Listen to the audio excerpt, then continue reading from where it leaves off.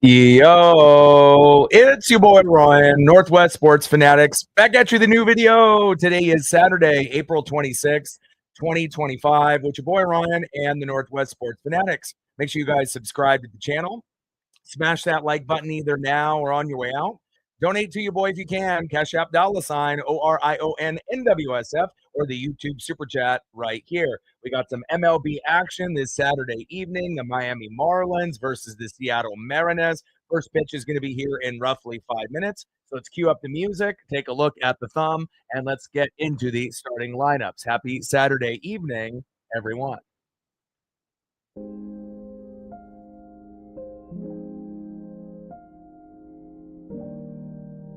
And on the thumb, on the left, first baseman Eric Wagaman. And on the right, big dumper Cal Raleigh. Now let's get into the starting lineups here first for the visiting Miami Marlins. Leading off for the Marlins at shortstop, Xavier Edwards. Batting second, playing right field tonight, Jesus Sanchez. Batting third, catching tonight for Miami, Agustin Ramirez. Batting cleanup, batting fourth for Miami, left fielder Kyle Stowers. Batting fifth, playing first base, Eric Wagaman. Batting sixth, playing second base for the Marlins, Otto Lopez. Batting seventh, DHing today for the Marlins, Matt Mervis. Batting eighth, playing third base, Connor Norby. And batting ninth, playing center field, Dane Myers. And on the mound for the Marlins with an 0-2 record, an ERA of 6.75, it is Connor Gillespie. Let's go, baby. Got to get revenge from last night. And let's get into the starting lineups now here for your Seattle Mariners. Leading off for the Mariners in center field, Julio Rodriguez. Batting second, DHing for Seattle, Jorge Polanco. Batting third, catching today for Seattle, big dumper Cal Raleigh. Batting fourth, left fielder Randy Arozarena. Batting fifth, playing right field for Seattle, Luke Raley. Batting sixth, playing first base, Rowdy Tellez. Batting seventh, playing third base, Ben Williamson. Batting eighth, playing second base, Miles Mastrobuoni. And batting ninth, playing shortstop, J.P. Crawford. And on the mound for the Mariners, La Piedra, 2-2 record with an ERA of 4.44, Luis Castillo. Let's go, baby. We're going to need a good outing here today, especially since Logan Gilbert ended up exiting the game early, in the third inning, and, they had to have an MRI done. He is on the injured list. We're going to reevaluate in a couple weeks, and hopefully, it won't end up progressing to being something that is serious or end of season. But at the moment, it looks like it's just a minor injury, but you'll never really know until he ends up starting to pitch again in about 2 weeks. And once he starts to practice, then we'll be able to figure out, okay, is this going to be something where he's out for a couple months? Is it going to be a couple weeks, or is it going to be the end of the season? Reflect in the building what's good, but hopefully it ends up being a minor injury.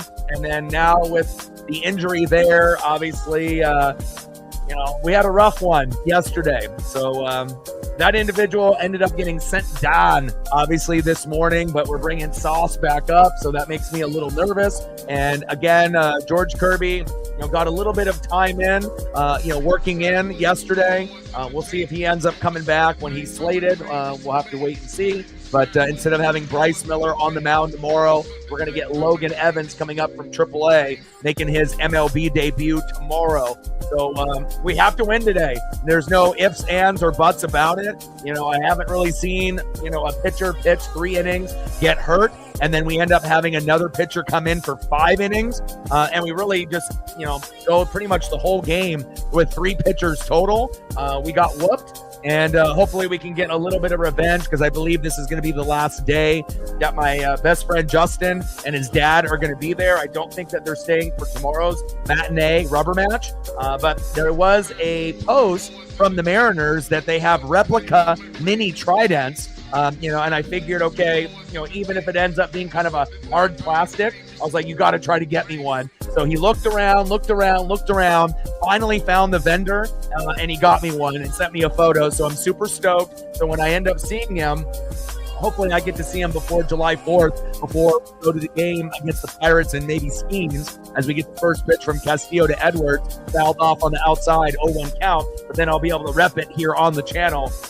It is yellow, so hopefully it won't be distorted on the screen, because sometimes with things that are yellow and green, with a green screen, it doesn't match. But it's pretty good size, and it's not going to be as big as like a big broom, like the ones that they have in the dugout. It's a miniature.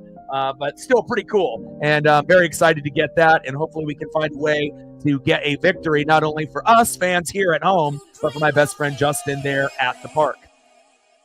0-1 pitch. Pitch is low and at the knees. 1 ball and 1 strike from Castillo to Edwards. And we're going to need a good outing from La Piedra. It seems like it's either been he's on or off. So hopefully he's on here today. Edwards grounds out to the shortstop, throw to first, 1 away. Good start there. Next up, right fielder, Jesus Sanchez. Let's go, La Piedra. We need that electricity, baby.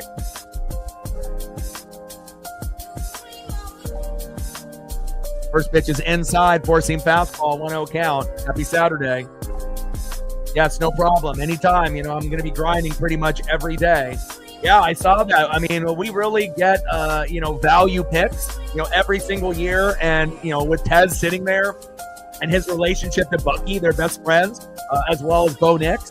So to be able to go in there, and he actually has a relationship with Jalen McMillan as well. So to be able to hang out with McMillan and Bucky, the Buccaneers have really been player-friendly for Oregon Duck players and Washington Husky players. And then it makes it even more exciting for me to be able to watch a guy that I've been rooting for, for quite a few years, on top of rooting for the rival Huskies that end up, really, if I'm being honest, some of those guys that have come over like Vita Vea and Jalen McMillan, I like them just as much, if not more, than Bucky Irving and obviously Pez. So definitely excited to see what, this season brings. 1 ball and 2 strikes from Castillo to Sanchez as he fouls off that 4-seam fastball. Let's go, baby. Yeah, very excited about that. I ended up watching the whole draft, and I kind of had a weird feeling that if he made it to the 7th round or was undrafted, that the Bucks would pick him up, or we would be one of the teams that were looking, just based on the relationship with Bucky Irving and McMillan, and they did it. So super stoked about that. I know Matt probably won't be too happy because he wanted him to be a Bronco, but, pairing up with Bo Nix, but, next best thing on my Bucks there. 4-seam fastball. They're outside. Count now is full from Castillo. 3 balls and 2 strikes. They're in the building. What's good? Yeah, I kind of figured that Damian Martinez could maybe go like 5th or 6th round. And for him to slide, that's a good value pick for the Hawks. I'm not sure if every single player that they drafted will pan out, but it looks like, just from the eye test, looking at the paper, it looks like it's been one of their better drafts in the last couple of years. I'm not sure if I really like the fact that they went double tight ends. I would have rather seen maybe one and then another offensive lineman, but again, they covered some key pieces as Castillo has a walk there. But again, you ended up getting maybe the next Cam Chancellor type of player, very highly ranked, with a lot of the skill set, got a great offensive lineman from a small school in the 1st round, had a lot of picks, obviously, throughout this draft, and hopefully most of them will pan out, because as we know, again, Sam Darnold is not Geno, and you lost DK and you lost Lockett, so they're going to need all the help that they can get. Popped up, Ramirez, flied out to right, 2 away. That's a pretty good value picks, for the Hawks, which, I'm not sure if we can say that every year. Sometimes it's just like you're hitting your head saying why. But again, it looks like most, looks like they were the right guy at the right time. Maybe a couple that they reached for a little bit, but again, you could say that for any team. First pitch is low and at the knees from Castillo to Stowers. Let's go, baby. Top of the first with 2 outs, runner at first. Castillo on the mound, Stowers in the box.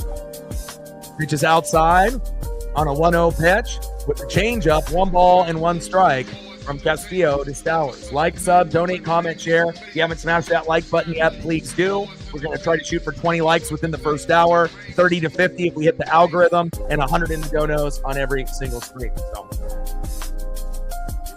but I know, and I got a chance to watch a little bit of the Oregon Ducks spring game. Obviously, Dante Moore and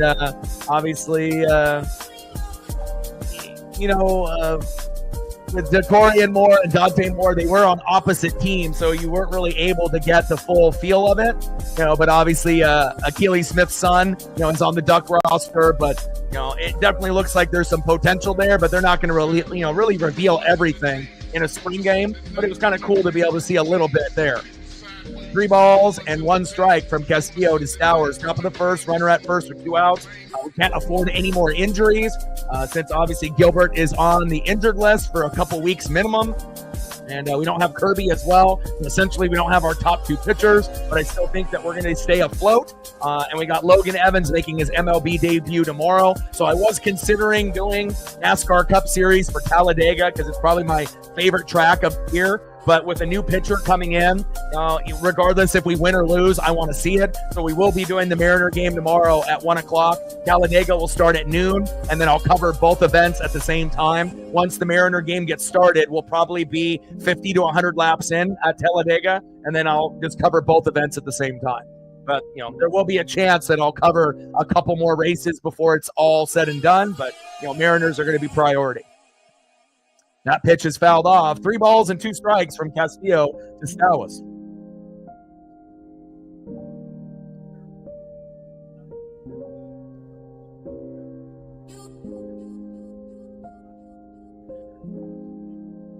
Yeah, and especially me with the Buccaneers, when you end up getting guys that are undrafted and then they picked up the big boy from Florida. And, it's another thing. I kind of had a weird feeling that either Tampa, Jacksonville, or Miami was going to sign him, and Tampa got him. Now, we'll see if he ends up making the squad, but he's almost 500 pounds. Going to be hard to move that guy. But again, interesting to be able to see that type of big boy prospect. It's the heaviest player in college football. I'm not sure if it's all time, but it's definitely up there, 400 plus. But he actually has some pretty good agility, for being that big. And that is a walk. Castillo, a little rusty here in the beginning. And next up, first baseman Eric Wagaman. We got to be able to get a double play. No, not a double play, just a force out with runners at first and second. Come on, Mariners.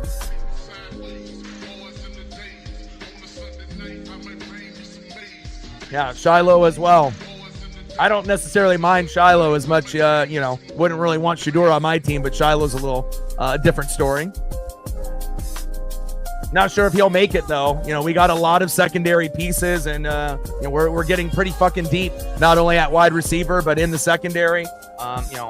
We're still going to be needing to improve the linebacker position, next year and the year after, especially if Levante David retires, but I'm not too worried about it. We got a lot of good pieces on the team and in the draft, and we'll see where it goes. 1 ball and 2 strikes from Castillo to Wagaman. Let's go, baby.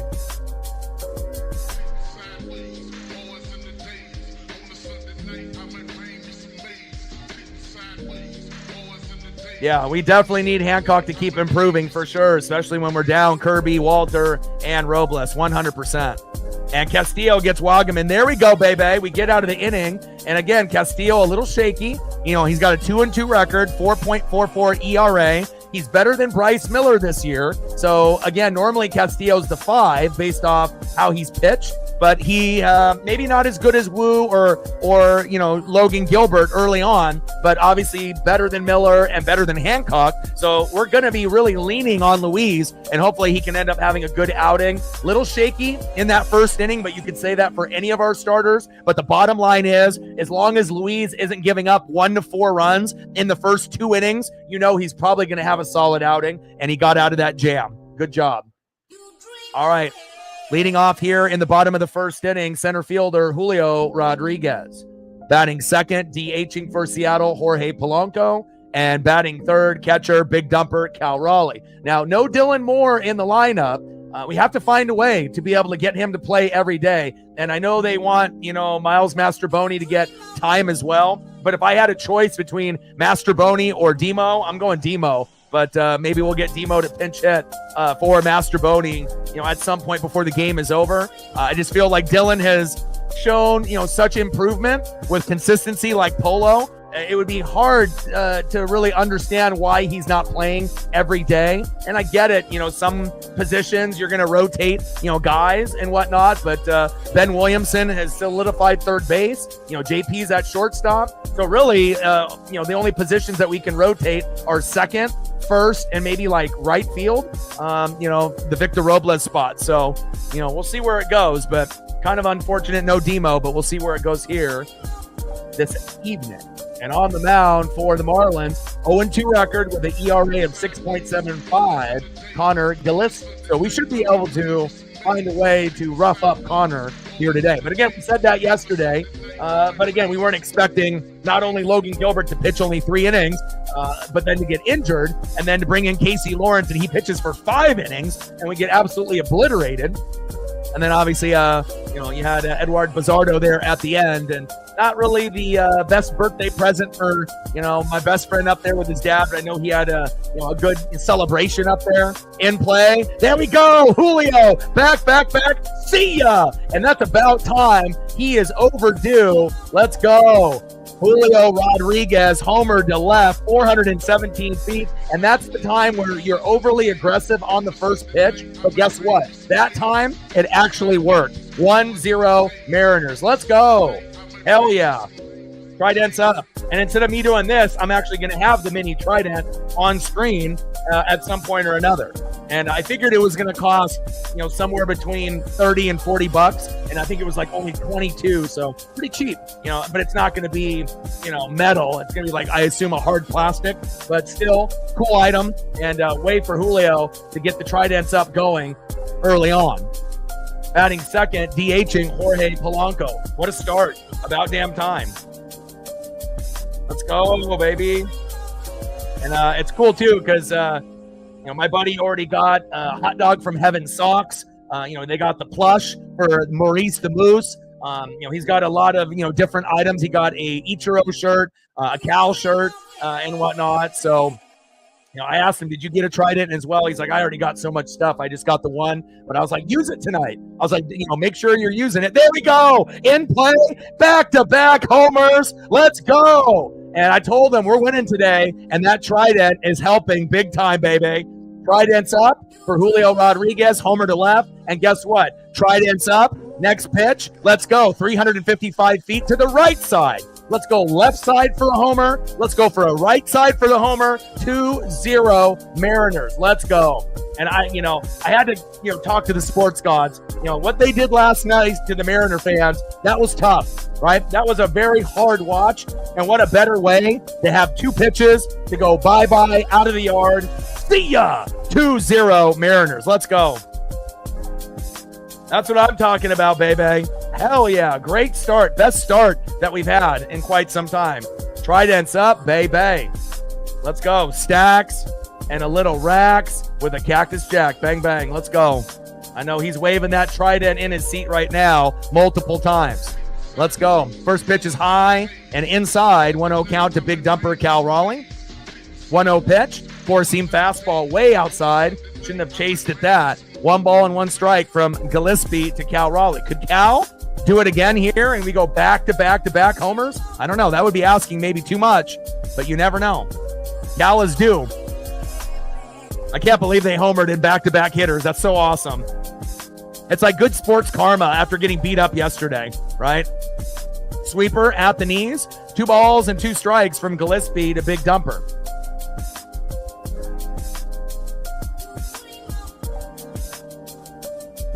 Crowd going wild.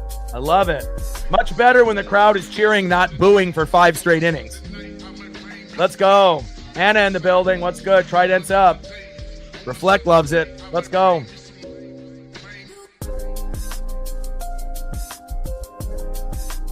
Pitch fouled off right in the middle of the pipe. 2 balls and 2 strikes from Gillespie to Raleigh. Let's go. Great start. And again, how we got beat up yesterday was unexcusable. Not only do we lose our best pitcher, but then they end up having this weird strategy where they have Casey Lawrence, who's not that great. Pitch is low and at the knees. 3 balls and 2 strikes, go 5 innings, and we literally only had like 3 pitchers pitch. It was one of the hardest, I think, watches for any Mariner fan ever. Not just this year, but like ever in my life. And to come out swinging and going for the fences and going yard in the first 2 pitches with Julio and Polo, that definitely makes up for it. But we got to win this game, and we got to win tomorrow. Pitch is outside, foul ball, fouled off. Count remains 3-2 from Gillespie to Big Dumper. And we're going to get Logan Evans making his MLB debut on the mound tomorrow, taking Bryce Miller's spot. So hopefully he'll be able to pitch strong. We don't really know what we're going to be getting out of Logan, but from one Logan to another Logan, hopefully, he can pitch like the other and do a good job because we're going to need it. Change up, fouled off. Cal working the count here heavy. 8 pitches in, and count is full. Got the torpedo bat in hand. Let's go.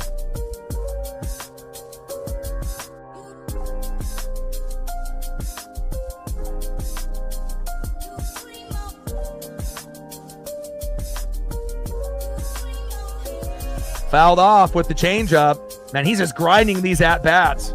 And I'll show you a picture of what we got going on here.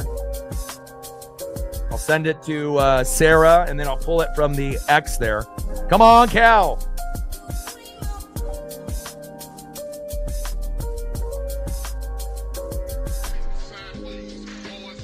And there we go. We got a walk for Cal. Hell yeah. I was nervous that was going to maybe be a strikeout, but we're keeping the good mojo going. I like that, baby.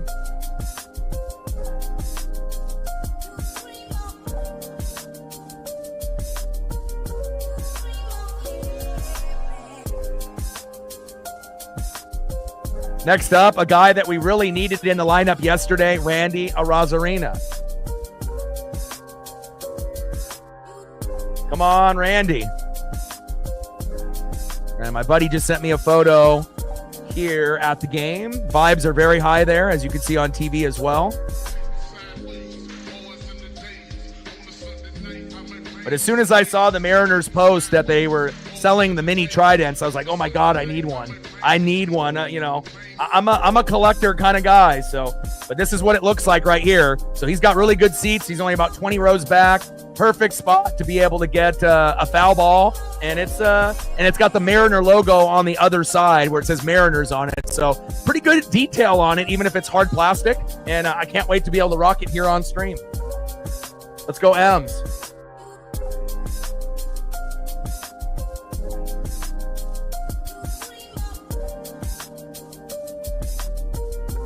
First pitch is inside with a sweeper. 0-1 count from Gillespie to Randy Arozarena.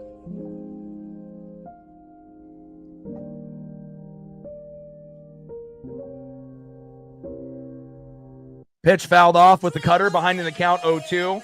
But what did he get? He said he got a Cal and Ichiro jersey shirt, hot dog from heaven socks, which he hasn't sent me the photo yet. I got to see what those look like. I bet they're awesome. Captain's hat from the promo yesterday, which I want. And obviously Maurice, a mini Maurice the Moose, obviously our mascot, a little plush that they got. So, I mean, some things came with the giveaway. Two giveaways in 2 days. You get lucky when that happens. And then, obviously, buying a few items and whatnot. So, I am super stoked.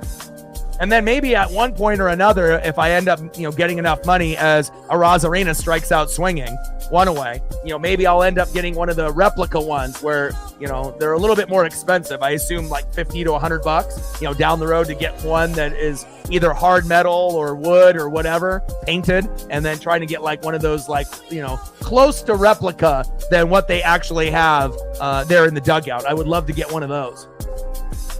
Next up, right fielder Luke Raley. I mean, even if they end up changing the slogan at some point, it's still going to be associated with the Mariners for life, and I would love to own one.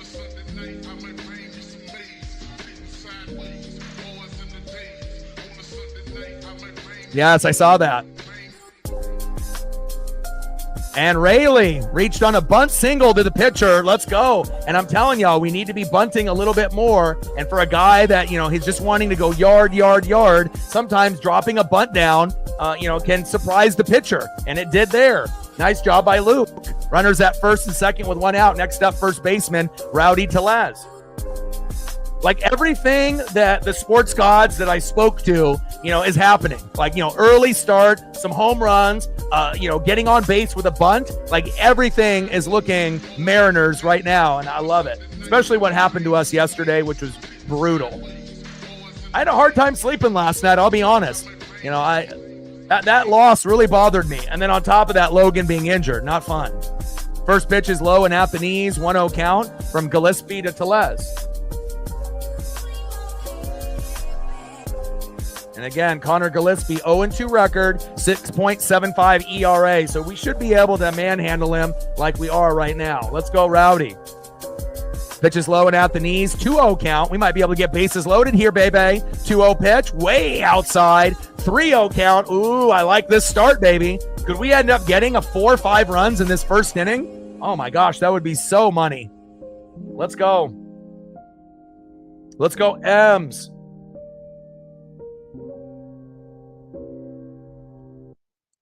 Let's get the walk here.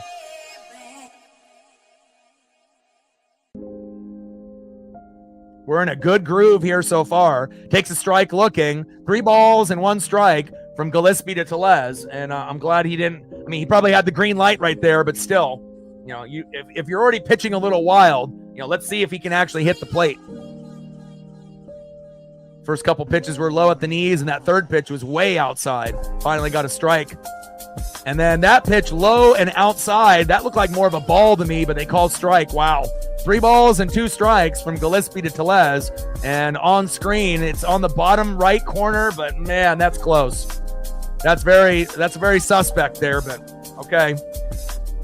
I mean, if they're going to get that call, Castillo better get that call on the other end.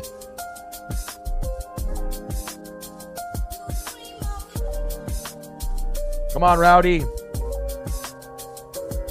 Bottom of the first, runners at first and second with 1 out. Full count to Rowdy Tellez. Pitch is low and at the knees, fouled off. And there we go. It's a walk, baby. Nice patience by Rowdy Tellez. And if you're just tuning in, first pitch, Julio, always overly aggressive, but it works. He gets a homer on the first pitch into left field. And then next batter up, Jorge Polanco, first pitch, home run to right field. And we're up 2-0 with bases loaded now. And now we have a chance for Ben Williamson to get his first grand salami or a big RBI here to get back on track. Let's go, Big Ben. You couldn't ask for a better start for a first inning after what happened to us yesterday. And hopefully this Uncle Mo and this momentum will carry over to tomorrow for Logan Evans making his MLB debut on the mound. Can't wait to see it, and I will be streaming the game tomorrow as well. Let's go, M's. Let's go, Big Ben. Already one of my favorite players on the team, and he's only been on the team for a couple weeks. Already one of my top 3 guys. Let's go, Big Ben.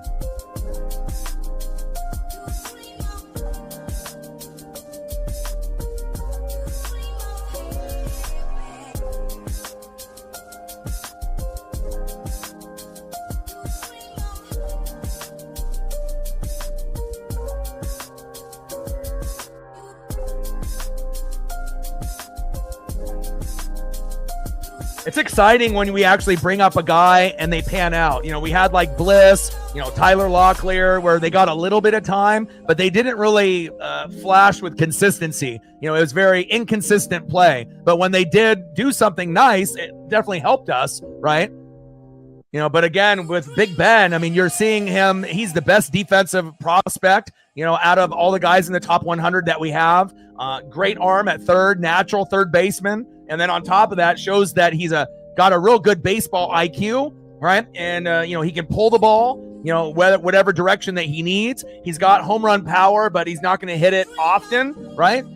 First pitch is inside with the sweeper, 1-0 count. He's more of like a singles and doubles hitter, but every once in a while, if you throw that heat right down the middle, he'll get you. And he's got 1 homer, 3 ribbies. He's batting .297. And if there was a guy that would bat .300 for us this year, it's probably going to be him.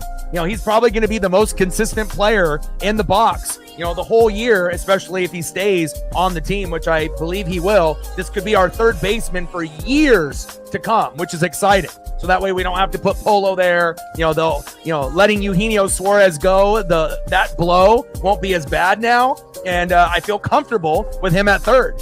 And if we're really being honest, with first, second, short, and third, he's the best guy. In play, there we go! My boy, Big Ben. That's what I'm talking about. Williamson double to left. Raleigh scores. Rayleigh scores. Tellez to third. Chugga, chugga, chugga, chugga. Choo-choo, 4-0 Mariners. My boy, I got to talk him up. But when you talk up a guy that that can do it, then that's the results that you get. 4-0 Mariners. Woo! Let's go. Let's go. Next up, second baseman, Miles Mastrobuoni. Let's go, Miles. Let's go. Had a feeling that Ben would come through. Obviously had a few tough at-bats, in that Boston series, especially when you're going against like Crochet and whatnot. And then obviously yesterday it didn't really work out. At some point, he's going to flash. Let's go. Big Ben, baby. First pitch in there for a strike to Mastrobuoni. 0-1 count. 0-1 pitch. Low and at the knees. 1 ball and 1 strike from Gillespie to Mastrobuoni, baby.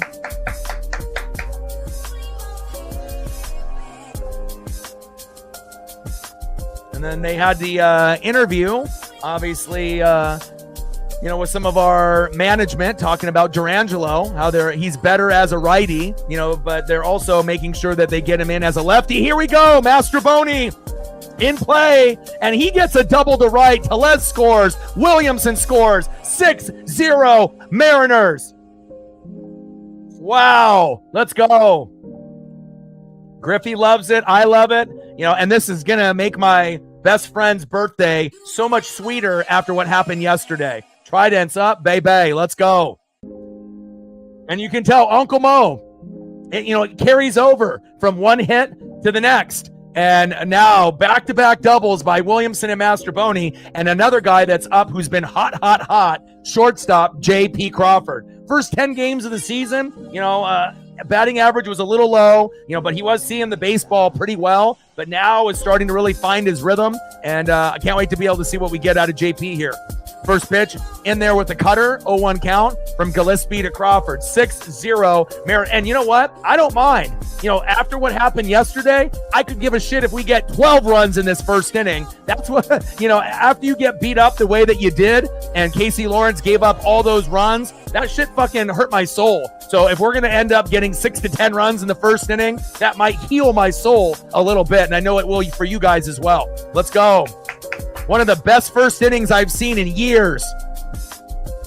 And this is what I was kind of hoping that we were going to have yesterday. It didn't have to be 6, but like 2 or 3, let's go.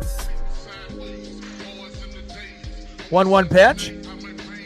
Pitch is low and outside. 2 balls and 1 strike from Gillespie to Crawford. Wonder how long they're going to stick with Gillespie. 6 runs in the first. That's like Emerson Hancock in his first start, and then he got sent down to AAA right after. That's the closest thing that I can think of, because I don't think the Mariners have put up 6 runs in the first this year, to my knowledge. Reflect if you can remember a time that we have, but I do every game here on the channel, so my memory is pretty good. There might be a few things that slip through the cracks. In play, and flied out. Damn it. I thought JP was going yard there. Ooh. Okay, 2 away. And now we're back at the top of the order with Julio Rodriguez. First pitch, homer at the first at-bat, and now we're back at the top of the order. And that does not happen that often, where we go through all 9 batters, and we're back at the top. First pitch, cutter outside, 0-1 count. Kind of a garbage pitch there to Julio, but again, overly aggressive. And finally, it ended up working out for a homer for the first pitch of the game. And then Polo, first pitch, he went yard as well. 0-1 pitch. Cutter right down the pipe, fouled off, behind in the count 0-2. And obviously Julio getting an 0-2 count. Percentages don't really work in his favor there, but, he's hot today. Already has a homer on a first pitch. I imagine Gillespie's going to be a little bit more careful until he gets pulled. But 6 runs in the first inning. I am giddy. Let's go, baby.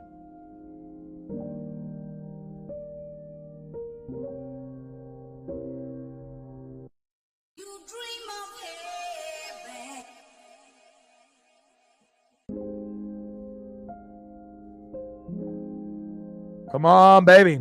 Bottom of the first, 6-0 Mariners. Runner at third with 2 outs. Yeah, we don't say that often, baby. Let's go. Sweeper outside. 1 ball and 2 strikes from Gillespie to Rodriguez. And we need this, too, since Logan ended up having that injury and is on the injured list now. So, we need all the good mojo that we can get. And we definitely, don't want to fucking lose to the goddamn Marlins after, going into Boston and winning the series first time in 11 years. And Rodriguez strikes out swinging. Not surprised. Typically when he gets in an 0-2 count, that happens. Hey, but we ended up getting 6 runs in the first inning. Is that good? Let's go, baby. Great start.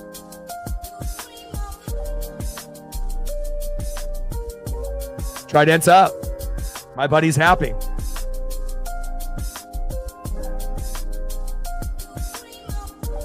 Natman in the building. What's good?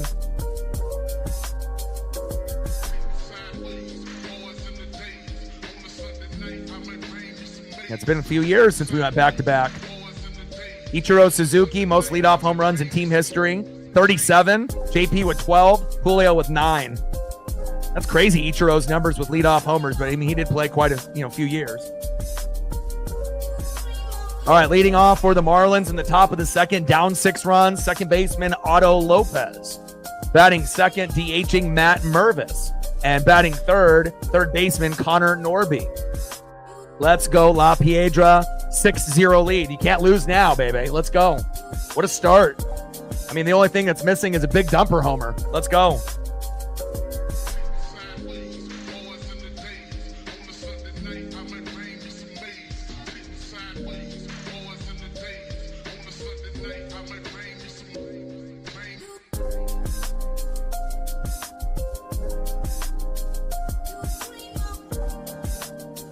Captain in the building. What's good? Yeah, that was probably one of the best first innings that I've seen in years. So if you're just tuning into the matchup, first pitch, and we know Julio is overly aggressive and it usually pisses us off, but he actually connects on a Gillespie, pitch right down the pipe, 1-0 Mariners on the first pitch of the game. Then Polo gets up, first pitch, he goes yard. So Polo goes, 355 to right, and then Julio went 417 to left. So within the first 2 pitches, we're up 2-0. Things are going good. Then Big Ben Williamson, one of our best prospects that we've had in the last 5 to 10 years, doubles to left. Cal Raleigh scored. Rayleigh scores. Tellez goes to third. 4-0 Mariners. And when you think it just can't get any fucking better, Miles Mastroboni gets a double right after Big Ben Williamson. And then Tellez scores. Williamson scores. And then we have a 6-0 lead. Pinch me. I'm in heaven. Let's go. Hell yeah. First pitch from Castillo to Lopez. Takes a strike looking. Outside. 1-0 count. 1-0 pitch. High and inside with the sinker. 1 ball and 1 strike from Castillo to Lopez. Let's go, baby. Like, sub, donate, comment, share. If you haven't smashed that like button yet, please do. In play.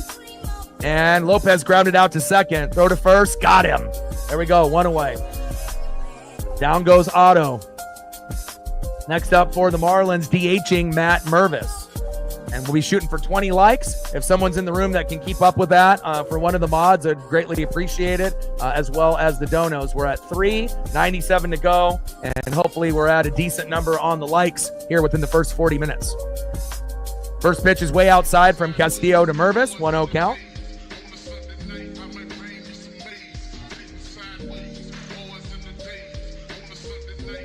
1-0 pitch from Castillo to Mervis, right on the line for a strike with the changeup. 1 ball and 1 strike from Castillo to Mervis. We're already at 21. Great start. Let's see if we can get to 30 before the first hour is up. Pitch is way outside. Oh my.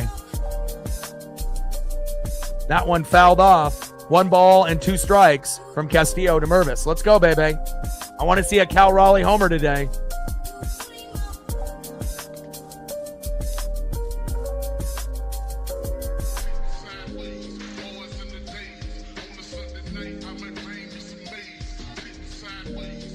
Nice defensive play by Mastroboni there on the previous out.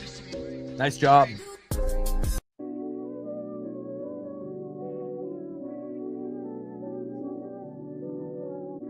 Yes. In play. And Mervis flies out to right.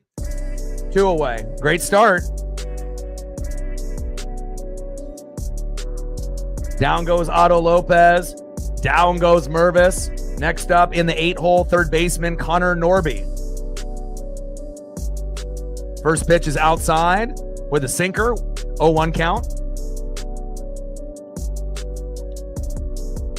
Yeah, he's out for a couple weeks, so it's not looking too great, but I'll give you the exact... So Logan Gilbert's placed on a 15-day injured list, right elbow flexor strain. So not the greatest, but again, it's not season ending, at least yet, but again, it is going to be something that we're going to have to monitor, especially when we don't even have George Kirby yet, and now our top 2 pitchers aren't available. So we have to find a way to keep going. 0-2 pitch, way outside, 1 ball and 2 strikes after that slider misses the plate. 1-2 pitch, low and away. 2 balls and 2 strikes from Castillo to Norby. 2-2 pitch. That one fouled off. Foul. Didn't know if it was going to fade foul or not. So 2 balls and 2 strikes from Castillo to Norby. Yeah, but we are bringing up Logan Evans, who's a prospect in our farm system. He's starting tomorrow. So, again, we'll find out if he's on the Emerson Hancock level or better, hopefully better, and that will help sustain us until Kirby hopefully comes back. But, we're going to have these other guys step up. So we can't have Miller continue to struggle. We need him to be great, as well as Castillo and Wu to hold it down until, Gilbert and Kirby are healthy. And Hancock is going to have to hold it down as well. All right, we get out of the inning unscathed. Let's see who's up next here in the bottom of the second.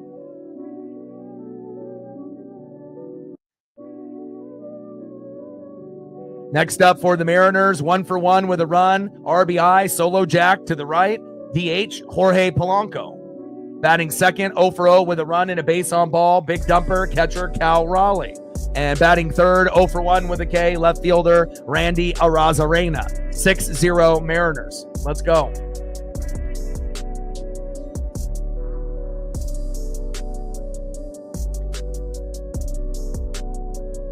And I already went ahead and made the thumb for tomorrow. Let's go, baby. I'm ready for tomorrow. 1:10 start.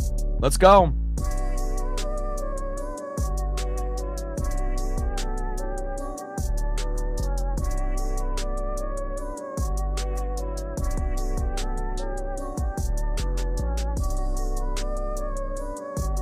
Got a chance to watch a little bit of that Xfinity race there for Talladega, as well as the NFL draft. Shedeur Sanders finally getting picked up by the Browns, but they picked Dylan Gabriel a couple rounds before that. They already have Kenny Pickett there and Joe Flacco and Deshaun Watson. If that's not a clusterfuck of quarterbacks, I mean, I'm hoping at some point Dylan Gabriel will be able to get traded, and then he'll be able to go to another team and then at least learn, from a better organization. And then hopefully he'll get a chance to, be at least a backup, at the very least. I don't really know if he'll ever be a starter in the NFL. Just because he went to the Oregon Ducks doesn't mean he's going to be great. But I definitely don't like him being there in Cleveland. But we'll find out what happens, obviously, here, as we get into the next few months, depending on who they keep and who they trade. And speaking of trades, Hawks traded Howell away, which we already knew he was shittier than Drew Lock. But obviously Drew is not good enough to be a starter for any team right now either. So, lots of teams, with too many quarterbacks on the staff. And it sounds like they're going to try to use Milroe like Taysom Hill, but we'll find out if that works or not. All right, Gillespie here on the mound to Polo. First pitch, inside at the knees, 1-0 count. Let's go, Polo. 1-0 pitch with the curve way outside, 10 feet off the plate. 1 ball and 1 strike from Gillespie to Polo. 1-1 pitch, four-seam fastball, high and tight for a strike. Big strike swinging there by Polo. 2 balls and 1 strike to Jorge Polanco. Let's go, baby. 6-0 Mariners. Well, again, you and me reflect. I mean, again, out of everyone that has ever been on this channel, I've never really met anyone that I felt that was kind of similar based on stats and analytics and metrics. And again, you and me are not going to be right about everything, but I think that, if we did like a sports Jeopardy, on this channel against any other channel, we would whoop their ass. And I think between the two of us and quite a few others on the channel, we know what we're talking about. We're not stupid. We're not average here. We're fanatics. So, and Polo with the walk. When we say stuff on the channel, again, it's not, we're saying it blindly. You got to think how much reading and film and stats and analytics are being researched when we end up, relaying this information on the channel. We want to make people smarter and educated here, not dumber with like rumors or fake news. Next up is Big Dumper Cal Raleigh as Polo goes to first with the walk. First pitch right down the middle with a four-seam fastball. 0-1 count. But the writing was on the wall. But again, if you're a casual fan of the Hawks, or maybe you're not too familiar on how the business works, or you're not familiar with every individual on the team, you're not actually watching the games of a lot of these other players, maybe if you're just watching your favorite team and that's it, then you're going to have a biased opinion. But again, if you're someone that covers every team and every fucking player, on top of fantasy, chances are you're going to be pretty educated and smart. So bottom of the second, 6-0 Mariners. Gillespie still on the mound getting roughed up. Big Dumper in the box. Sarah with a $5, appreciate you. Saw that you got Riley Leonard from Notre Dame as well. You had an awesome draft. Again, you ended up getting the pieces that you wanted. And let's be honest, stacks, racks with a little bit of jack. Even if the rest of the picks were maybe not to your liking, but just getting JT from Ohio State and Warren from Penn State, that's already a win in the draft for you. So really, really happy for you. And I hope that they have a good season and you guys can get back on track. Obviously, you got to figure out between AR and Daniel Jones, they may not be it, so we'll figure it out there. Cal Raleigh doubles, baby. That's what I'm talking about. I put him on the thumb. Hopefully we'll end up getting him to go try dance up, but we'll take that for a good start. Runners at second and third. And now we got Randy Arozarena up. Let's go.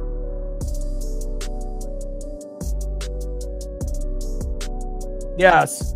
Yeah, Austin Hill won. Yeah. Started the beginning of the race, caught a little bit of the middle, and then the end. And again, I'm going to be covering Talladega tomorrow, but we will be doing the Mariners for the live stream, and then I'll do both at the same time.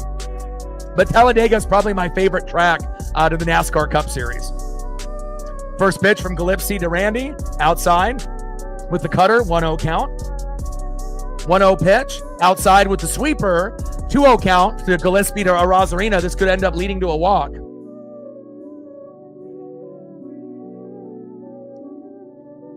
What was that guy doing?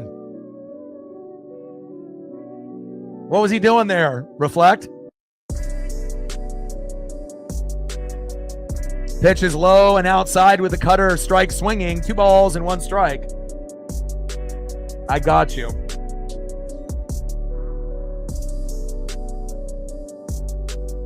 Pitches outside with the cutter. 3 balls and 1 strike from Gillespie to Randy Arozarena. Everyone is tuning in and showing love. I appreciate you guys very much. It means a lot. Stacks, Racks with a little Cactus Jack. Bang, bang. Thank you so much. Let me know what you guys want to do for photos. Reflect, Captain, and Sarah. Got you. Great start for the Mariners. We haven't had a 6-0 first inning in a long time, a couple years. And especially from what happened yesterday with the Logan Gilbert injury, it feels good. In play, and Arozarena grounded out to third, 1 away. Next up, Luke Raley. Let's go, baby. He got on base with a bunt. And again, don't be afraid to bunt, Mariners. Again, pitchers are not conditioned to defend a bunt.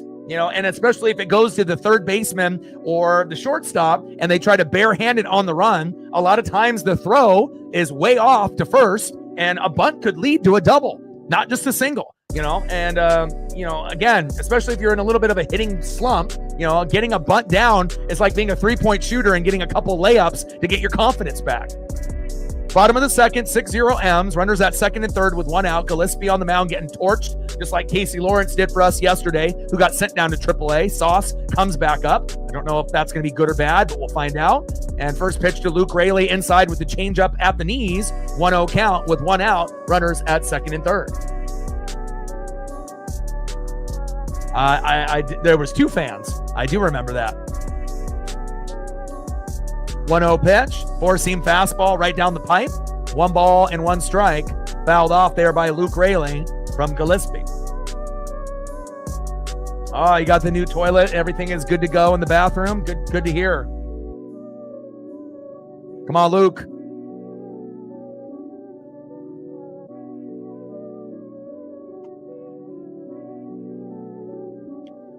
And again, I'm super happy, getting some Huskies and Ducks on my roster, for the Tampa Bay Bucks. We're going to try to keep winning the division every single year in the NFC South. Obviously, the Falcons feel like they're close.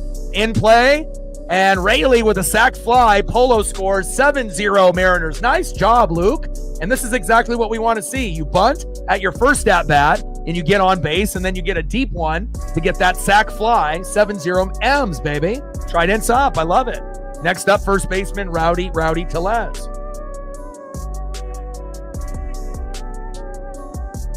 I appreciate that, Jonathan. It's tough. Baseball is one of those things, not everyone can do it.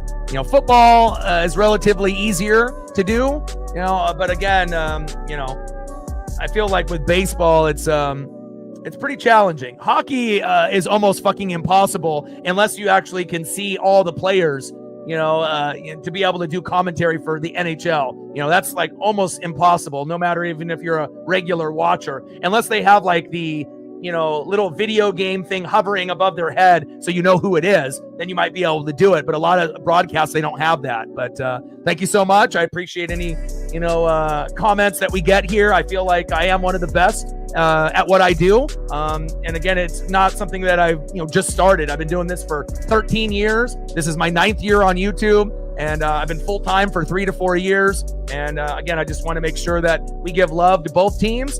And again, 7-0 Mariners will take that. Eli with a $5, and we've been getting a few subs here tonight as well. Appreciate everyone that's new, showing love. Stacks with a little Racks. Cactus Jack, bang, bang. Appreciate you. Thank you so much. Great start here. Trident's up. Appreciate that, Jonathan.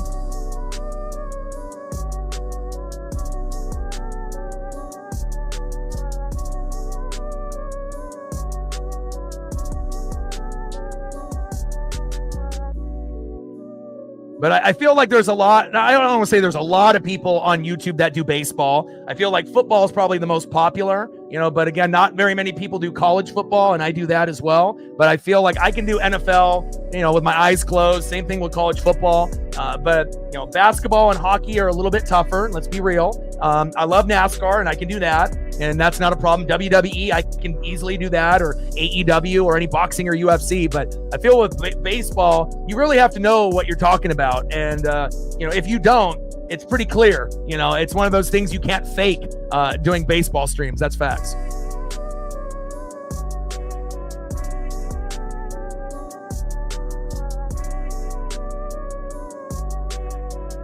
All right, leading off here in the top of the third is center fielder Dane Myers. First pitch from Castillo, right down the pipe with a strike looking, 0-1 count. And I'll try to get photos sprinkled in for all of y'all once we get to kind of a slower point here in between the commercial. Matt in the building, what's good? 0-1 pitch, pitches outside on the zone with the slider. 1 ball and 1 strike from La Piedra to Dane Myers. 1-1 pitch. Pitches inside in the zone with the slider. 1 ball and 2 strikes from Castillo to Myers. Well, your Denver Broncos didn't get Tez, but the Buccaneers decided to say, you know what? Him and Bucky are best friends. He's got a good relationship with Jalen McMillan, and I'm definitely excited that Tez is on the Buccaneers. I knew someone was going to grab him. I knew he wouldn't go undrafted. You know, a little undersized. Obviously, he's got to put on a little weight, but love being able to get Ducks and Huskies on my favorite NFL team. In play on a 1-2 pitch from Castillo to Myers, and Myers singles to right. Nice hit there by Dane, who is definitely not a regular player for the Marlins on a day-to-day basis. Next up, back at the top of the order, shortstop Xavier Edwards.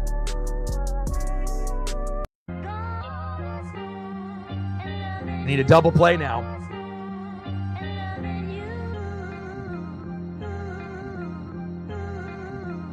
First pitch, outside with the changeup, 1-0 count from Castillo to Edwards.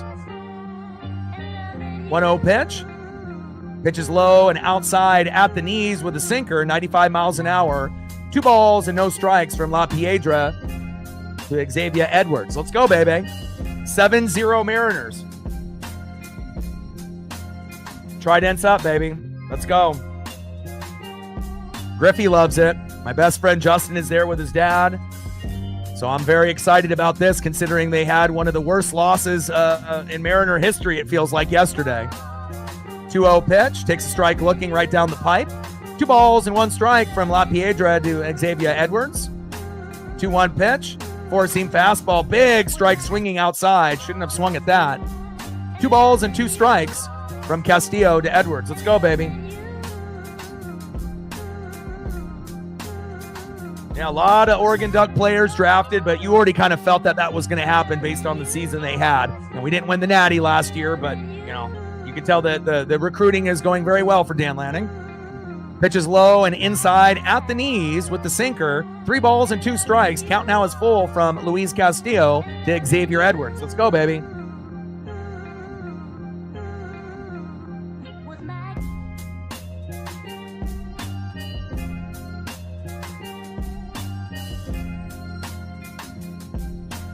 Sinker fouled off.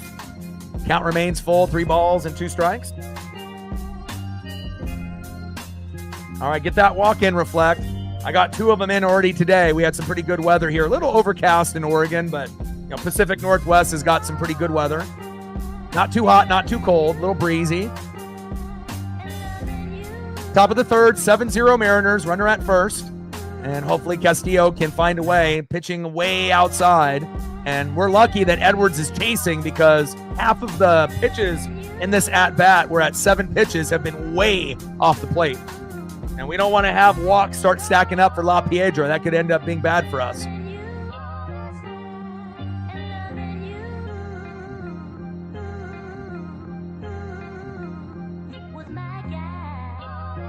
I don't know. I wouldn't be too depressed, though. The Oregon Ducks spring game was today, which was dope. You know, your Broncos had a good draft. You know, defense might be number 1 in the entire NFL next year. There's a lot to look forward to. Obviously, you got more offensive pieces that need to be had, but they'll be able to do that in the next 2 to 3, 4 years. And if that offense can catch up with the defense, the Broncos might end up being in the AFC Championship game sooner than later. Popped up and out, 1 away. Next up is Jesus Sanchez. Nice at-bat to get Edwards out. He grinded that at-bat out. Next up, right fielder, 0 for 0 with a base on ball and a walk, Jesus Sanchez.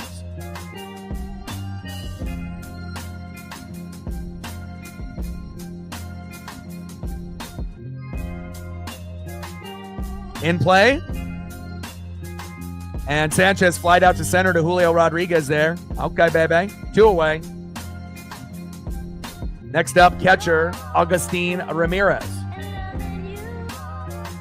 Top of the third, 2 outs, runner at first, 7-0 Mariners. La Piedra wheeling and dealing. And again, you already know with Bryce Miller, Luis Castillo, Brian Wu, George Kirby, and Logan Gilbert, when they're on, they're on. But when they're off, they give up 1 to 4 runs within the first 2 innings. And it's going to be a long fucking day considering our bullpen is typically shaky. In play, and Ramirez grounds out to third. Williamson to first. Got him. Let's go, baby. Let's go to the bottom of the third inning, 7-0 Mariners. Let's see if I can get a few photos up here while we have a chance. Next up will be 1-for-1. Ben Williamson with the double. Batting second with the double, Miles Mastrobuoni, also 1-for-1 with 2 RBIs. And batting third, 0-for-1, JP Crawford. And let's start it off with Sarah with the Tyler Warren. You got to be incredibly happy that the Bears are stupid and you were able to get this to fall into your lap.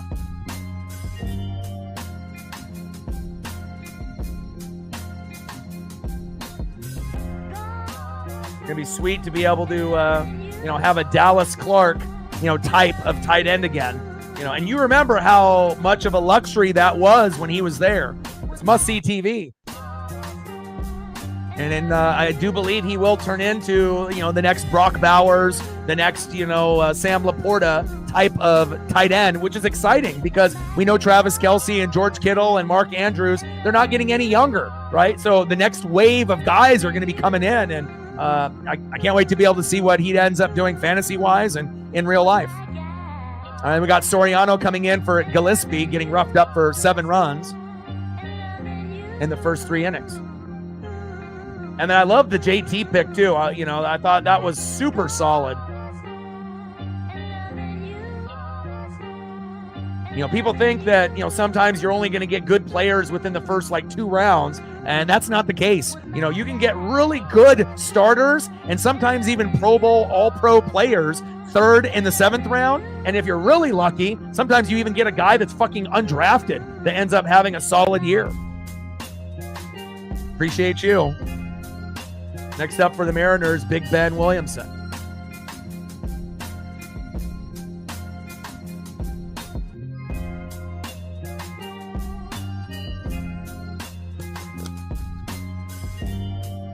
Now we all watched, what happened. So you got Deshaun Watson, who's Diddy, right? Not good. That's terrible image, bringing a guy like that in. And then the trade to the Texans, they got fleeced. Not only did they get fleeced with the draft picks, you ended up getting a terrible human being, right? In play with Ben Williamson and lined out to left, 1 away. Then you get Grandpa Joe Flacco, where you don't really know what you're going to get out of him. He did end up having a pretty good year with Cleveland, but then went to the Colts and really wasn't that good, and now goes back to Cleveland. But what does he have left in the tank? Kenny Pickett, Mr. Mini Burger King hands, who's not a good player. And then you draft Dylan Gabriel and Shadur Sanders. So they were pretty much like, well, one of them's got to stick. So that's when we talk about teams that don't know what the fuck they're doing. That's the Cleveland Browns. And again, when you don't know what the fuck you're doing, then you continue to fuck up over and over and over again, and it's never going to change unless they end up getting a new owner and new GMs, coaches. They, again, when you have a bad vibe and a bad aura, it continues to follow everyone in that organization. Facts. Soriano on the mound to Mastrobuoni. Pitches inside at the knees. 2 balls and 1 strike from Soriano to Mastrobuoni.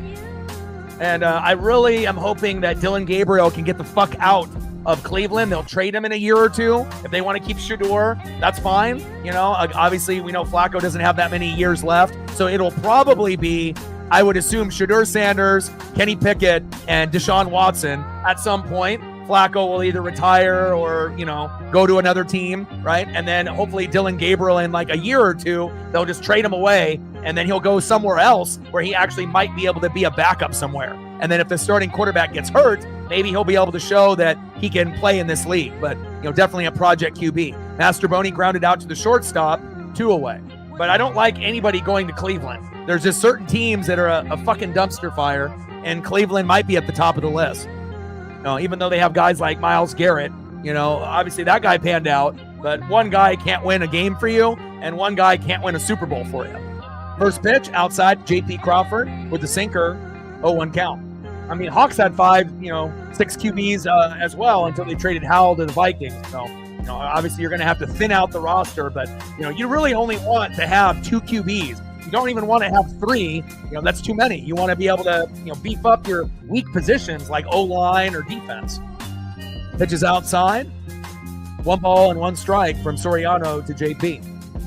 No, Dylan is not good enough to be the starter out of them at all. I mean, they'll go Deshaun Watson, and then they'll go, Joe Flacco, then Kenny Pickett, and then, Shador, and then maybe Dylan Gabriel. Dylan might actually be the last one. But again, we'll have to wait till he gets out of there, and then we'll figure out, if he can play as a starter or if he'll just be like Kellen Clemens, where he's just kind of like a backup and he's just a good person. Like they drafted a good person in one guy, and then a very entitled, individual as the other draft pick. So, 2 balls and 2 strikes from Soriano to Crawford. So,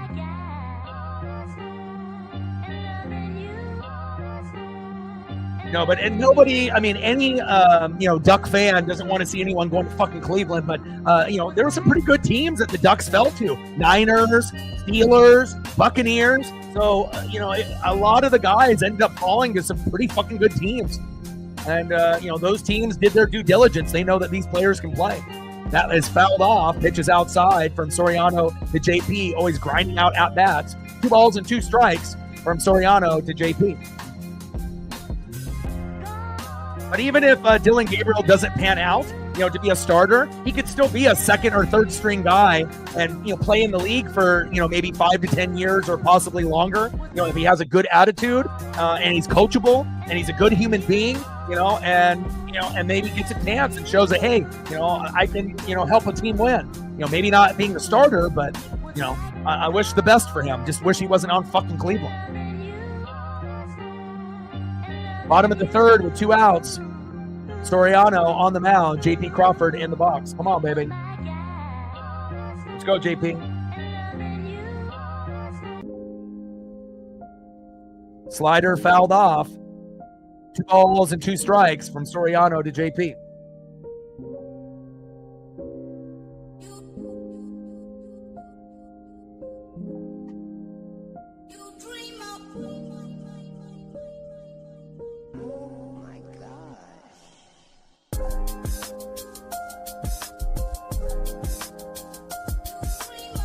An error on a foul. Crawford continues the at-bat after a drop foul ball by 3rd baseman Norby. Wow.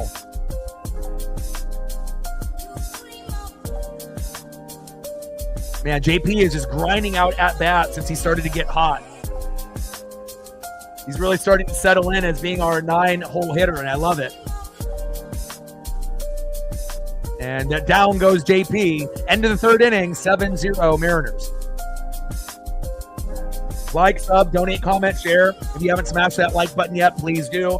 If we can get an update of where we're at on the likes, it would be great. Maybe, Captain, you could do that. And then what did you want to do for a photo, Captain? I got Sarah's photo. Reflect will be back. And Reflect started it off. I got Sarah's photo. Captain and Eli. Eli, anything that you want to see if you're still in the room? I imagine you still are unless you had errands to run. And then, Captain, what did you want to be able to see photo-wise? So I don't have to scroll all the way back up into the stream.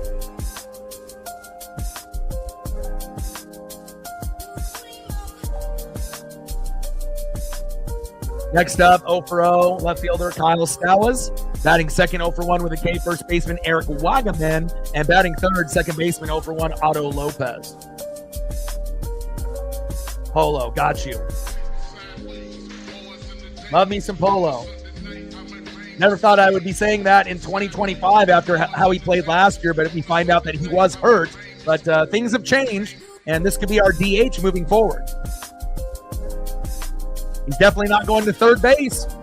We already have a solution there in Big Ben Williamson. So that's, sometimes when injuries happen to guys like Bliss and Robles, and now obviously with Kirby and Logan Gilbert, it sucks. But then it's kind of next man up approach. And sometimes you get a gem that kind of comes out of nowhere, like Big Ben Williamson. And we know we love that.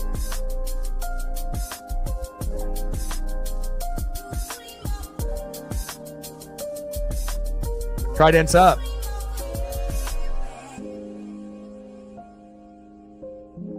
Appreciate you.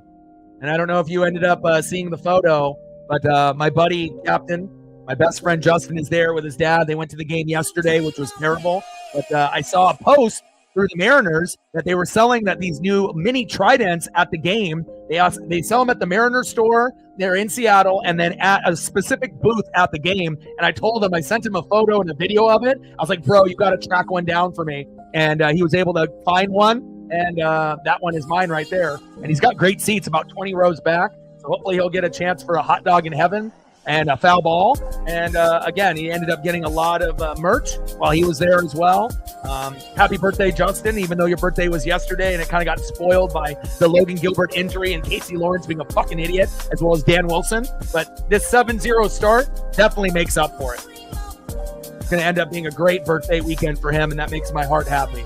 You know, this guy is, again, maybe out of all the friends that I've ever met, here in Oregon, maybe I feel like the closest to who I am. Lots of integrity, a very honest, genuine person, as Stowers lines out to center one away.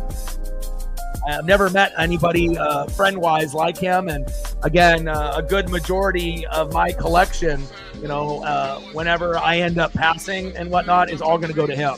I don't got any kids. I've never been married. So again, I want to make sure, out of the collection that I've been collecting for 40 years, with baseball cards and, starting lineups and McFarland's and posters and wrestling figures and, you name it, I got it. I want to make sure it goes to a good home. And, he's a really good, solid human being, and hope he ends up having a fantastic weekend. You're my boy, Justin. In play off the 0-1 pitch. And Wagaman grounds out to the shortstop. Throw to first. Got him. 2 away. Yeah, JP will be our 9-hole hitter for the rest of the year. 100%, unless he gets hurt. Next up, 0 for 1, second baseman Otto Lopez. Top of the fourth, 7-0 Mariners.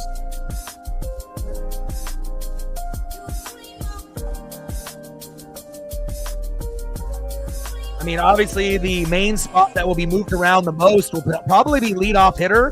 Nice. It'll be, Dylan Moore sometimes, Julio sometimes. I guess you could move JP. He is a guy that you could, but he's doing so well at the 9-hole. You want to keep him there. That way, if it ends up being like Mastroboni in the 8-hole or Leo Rivas, you want to make sure that you have a good 7, 8, 9 hitter. And if we end up having, 7 Ben Williamson, 8 Leo Rivas, and then 9 JP, that's pretty money. Or Mastroboni in there. So he won't be moving from that spot, I believe.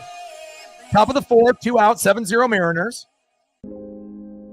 First pitch in there from Castillo to Lopez. Inside, 1-0 count. 1-0 pitch from La Piedra is outside. Strike swinging with that slider. 1 ball and 1 strike from Castillo to Lopez. Let's go, baby.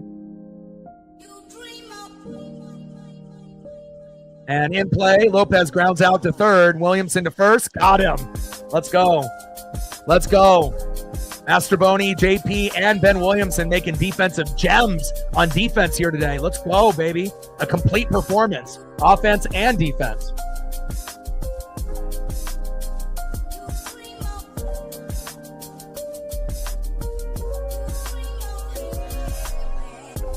Eugenio Suarez has 4 home runs. Wow. Go Gino. Good vibes only.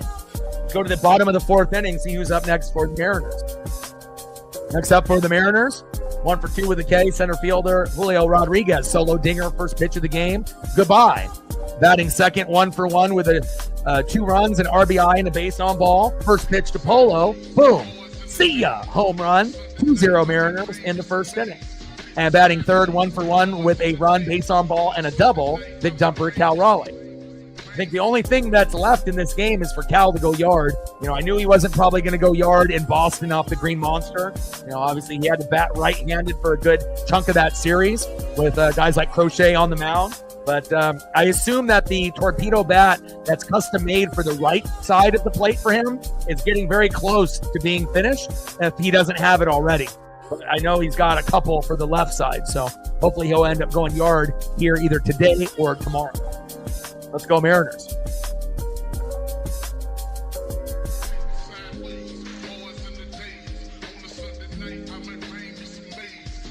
What a redemption game after what happened yesterday to us.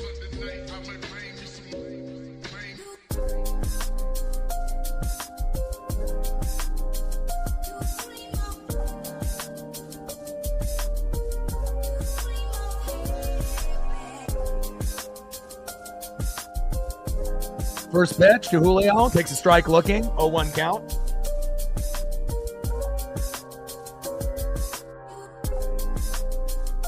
And it says back-to-back homers to begin a game in Mariner history. Julio and Polo tonight. Ichiro and Chris Snelling. Holy shit, I haven't heard that name in a while. That was in 2006. And then Ichiro and Desi Relaford. Holy cow, I haven't heard that name either. So it's only happened 3 times in our history, and it happened tonight. So pretty cool. I'm always going to be dropping that info for you guys.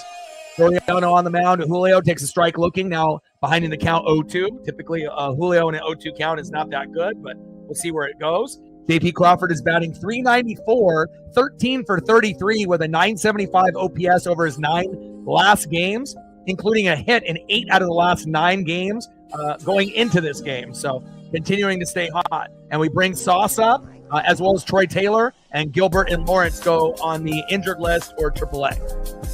First pitch, obviously in there for a strike. Second pitch in there for a strike. Third pitch from Soriano to Julio, way outside with a slider, 10 feet off the plate. 1 ball and 2 strikes from Soriano to Julio. Let's go, baby.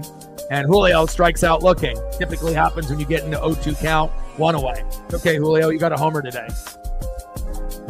Batting second, 1 for 1 with 2 runs, RBI and base on ball with a solo jack. First pitch of the game right after Julio got his homer. This guy right here, tridents up, Jorge Polanco. Let's go, Polo. First pitch, outside with the sinker, strike swinging. About 5 feet off the plate. What are you doing, Polo? 0-1 count. Pedal in, my guy.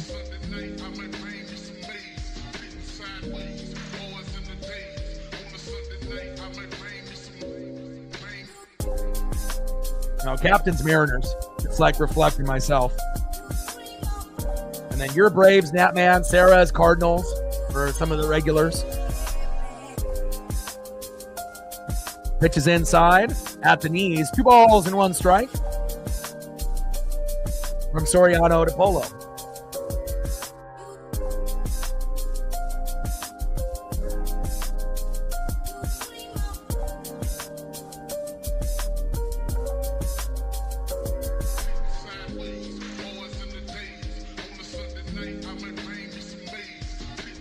You got to figure out, other things that are going on, in your life, bro. More exercise, having more gratitude about life, maybe cutting back on the energy drinks that aren't really healthy for you, getting more sleep, getting excited about TV shows and movies and, finding other hobbies to be able to keep you interested, not just being obsessed with football and then now not being obsessed with football. And, you got to be able to be a little bit more in depth as a human. If the only thing that is holding you over in life is football, that's scary, bro. You need to be, and then now if you don't like it and you feel like, depressed and lost, you got to be able to find other things, other hobbies, other sports, other TVs, movies, hobbies, to kind of keep you going.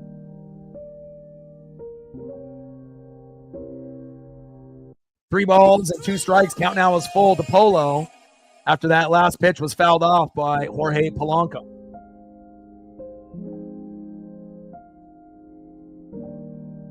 I mean, we are fanatics here, and not every individual in the chat is going to, be obsessed with many, many things like me and Sarah and Odin and a few others.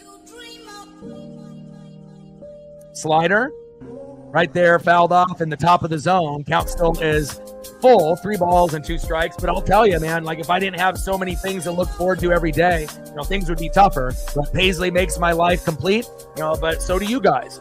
In the channel, and me being able to make a difference in other people's lives and creating a legacy for my own here on the channel. Soriano on the mound, Polo in the box.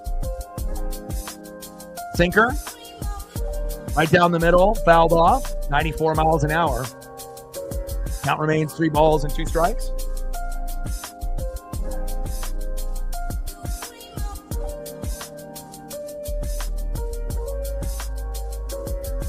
Come on, Polo.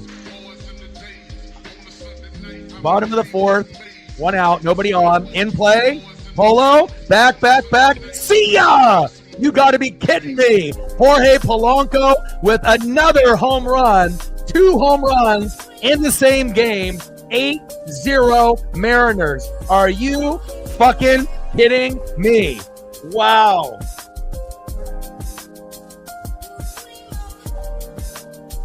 Let's go. It's a home run party. And here's my buddy at the game. Trident's up, baby. Let's go. Hell yeah. Next up, big dumper, Cal Raleigh. What a game. And we don't have too many guys that can hit 2 home runs in a game. You know, there's a few. You know, like, again, we might see Randy Arozarena do it, Julio, Cal.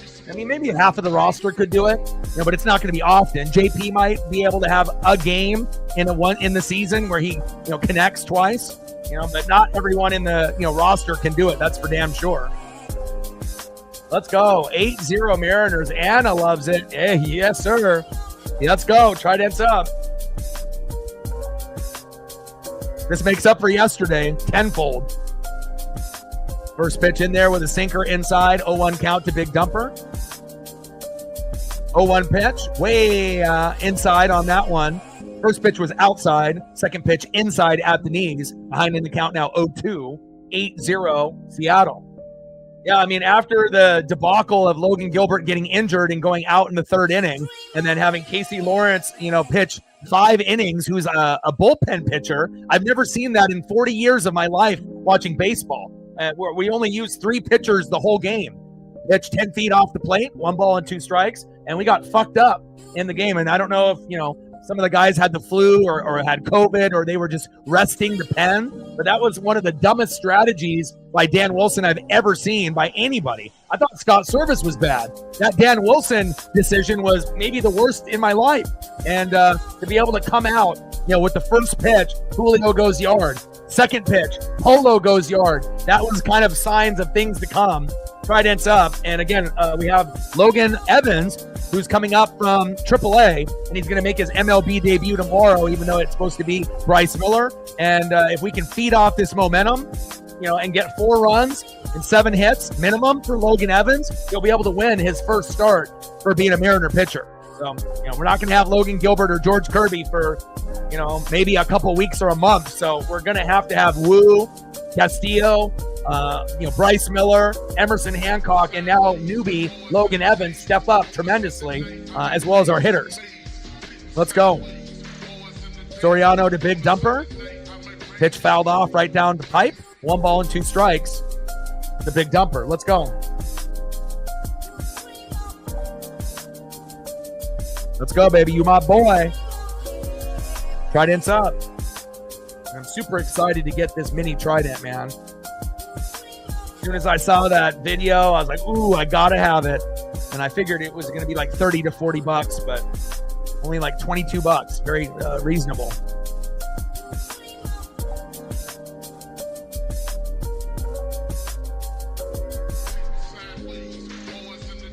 Ten-pitch walk and a double for big dumper.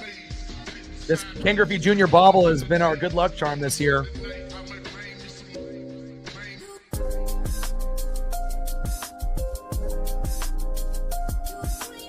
Fouled off again. Cal fouling off. 4 straight pitches. Slider, sinker, changeup. Soriano's getting into his bag, but it isn't working on big dumper. And luckily, we have a couple guys that actually go deep in the count. You know, really the only one that doesn't is Julio. Everyone else does, but let's see if big dumper can find a way. Bottom of the fourth, 8-0 Seattle.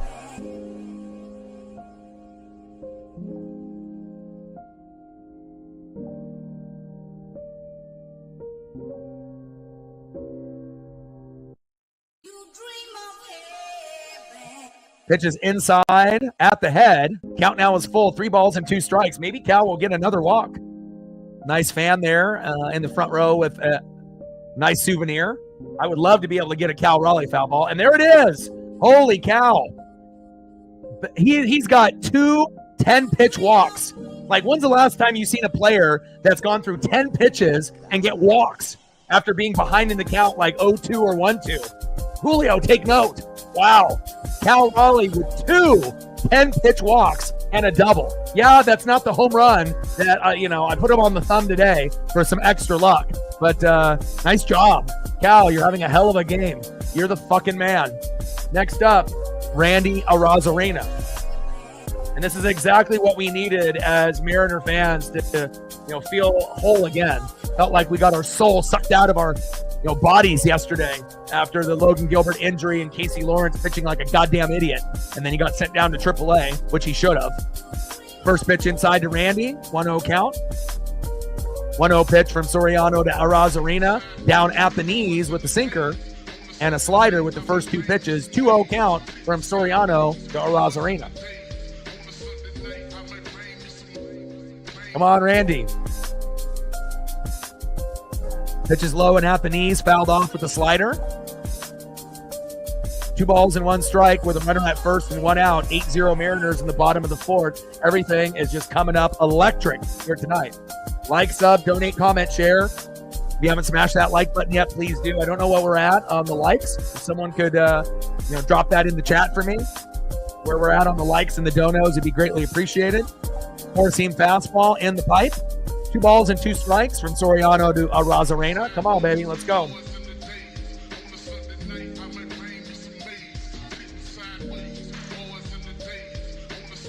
Pitches 5 feet off the plate with that slider from Soriano. Struggling, just like what we saw with Gillespie early in the matchup. Count now is full. 3 balls and 2 strikes. Will Randy get a walk here as well? We missed him in the lineup yesterday tremendously. And there it is, Randy with a walk. So you had 2 10-pitch walks for Cal, and then now you get a walk with Randy. Runners at first and second with 1 out. Next up is Luke Raley, who got on with a single with a bunt and had a sac fly. Maybe Luke Raley will go yard here, and it'll be 11-0 Mariners. That would be sweet. Let's go, Luke.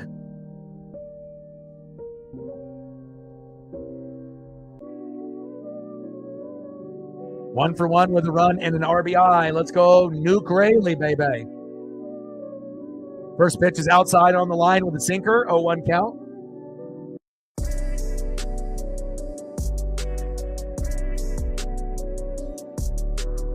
Are you still planning on trying to meet up with Holly or no? Did that plan get scrapped, or are you guys still trying to meet up, Sarah? Runners at first and second. 8-0 Mariners, bottom of the 4th with 1 out. And an 0-1 count from Soriano to Luke Raley. Yeah. Anytime you can end up getting a massage or a spa day, that's going to be something that you deserve for sure. And Raley single to left, Arozarena till second, Raleigh to third, and we got bases loaded with 1 out. There we go. Yes, sir, baby. Shit, I need a fucking spa. I've never had a professional massage in my entire life. I probably would fall asleep and pass out if I ended up getting one. All right, here we go. Next up, first baseman 0 for 1 with a run with a base on ball. And if you remember, he is the Canadian killer. Last time that we seen him in this situation, grand salami, get the mustard and rye bread, baby. There in Toronto. Could he do it here and make it 12-0 Mariners? Let's go.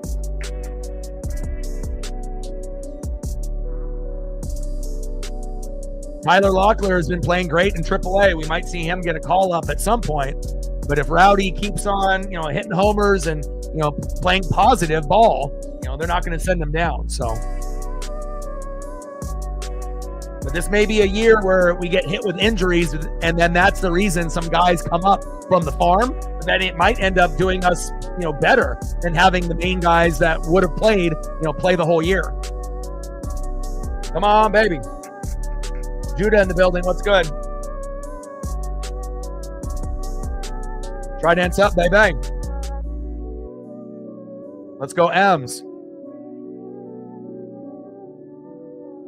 And again, we'll be doing the Mariner game tomorrow at 1:10 Pacific, and Talladega for the NASCAR Cup Series starts at noon. So I'm going to be very heavily invested in that as well, and I will be covering the race as well as the Mariner live stream tomorrow. Should be a lot of fun, especially since Talladega is my favorite track in the NASCAR Cup Series, and now we have another pitching change for the Marlins.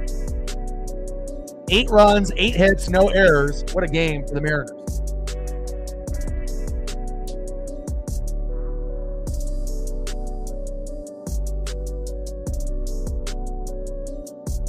Started off the game with a homer from Julio, first pitch to left field.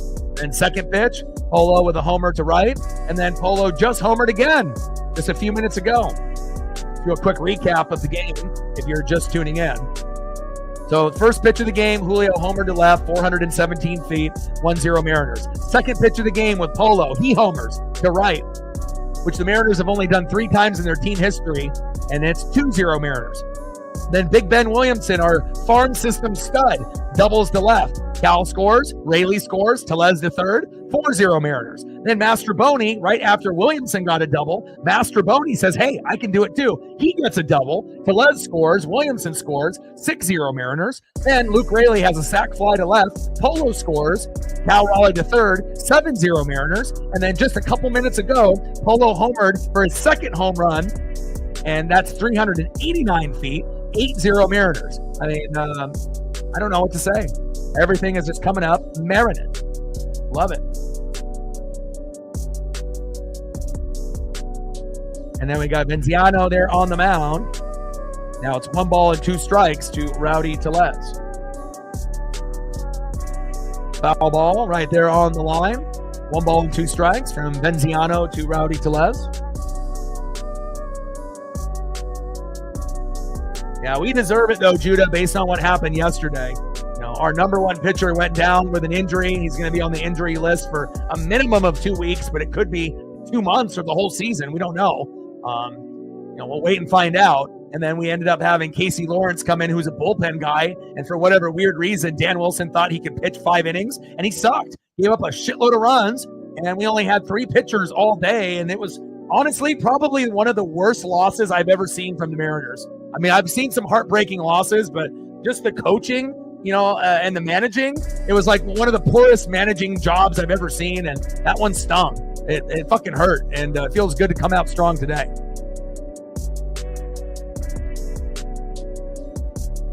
Venziano on the mound, Tellez in the box with bases loaded, in play. There we go, baby. Yes, sir. Hit by pitch, and we get a freebie. Cal Raleigh scores, Rayleigh to second, Arozarena to third. Everything is coming up, Trident's up, and the Mariners. And as long as Rowdy isn't hurt by the hit by pitch, which he's not, 9-0 Mariners. Next up, third baseman, probably my favorite third baseman since Eugenio Suarez, and maybe he'll even be higher than him, Ben Williamson. He is electric. And the reason I love him is that he's an elite defender at third, great arm, he's got a rocket, but he can also hit, and his baseball IQ is amazing. He's really likable. Right now, he's already probably one of my top 3 guys. Love the kid. Let's go.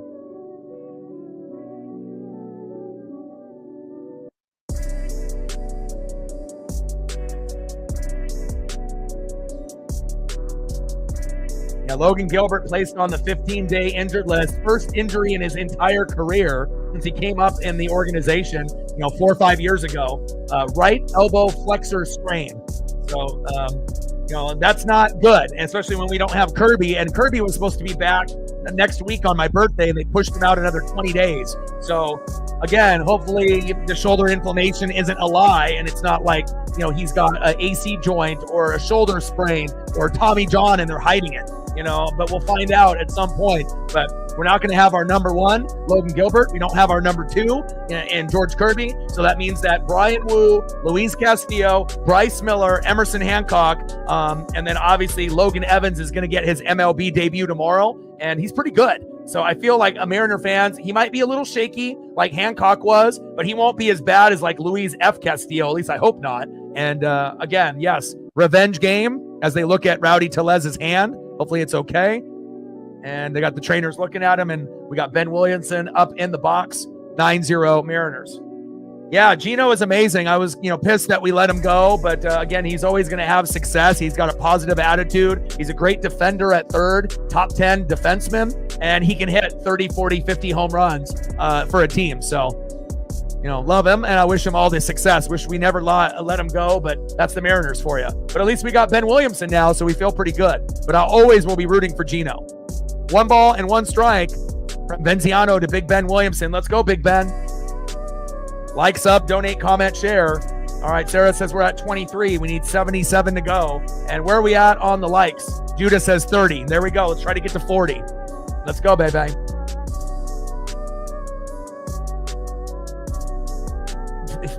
Yeah, Arozarena. I don't have the stats on hand. There we go. And Ben Williamson. Let's go, baby. 10-0 Mariners. Man, everything is just going crazy here. Williamson grounded into a fielder's choice in the 3rd. Arozarena scored. Tellez out at 2nd. Rayleigh to 3rd. 10-0 Mariners. And I feel like I just won the fucking lottery. I will be able to, me and Reflect can pull that information up. We have not only just the Mariners, but I follow Mariners PR, Mariners minors. I follow every minor league team in the Mariners. And then there's a full couple, beat writers that are in Oregon and Washington that cover the Mariners that I follow, as well as a few other statistical websites like Brooksgate and whatnot. So I don't have the information right now, but at some point, me and Reflect will probably be able to find that for you. End of the 4th inning, 10-0 Mariners. Let's go, baby. Cole with a 5. Appreciate you.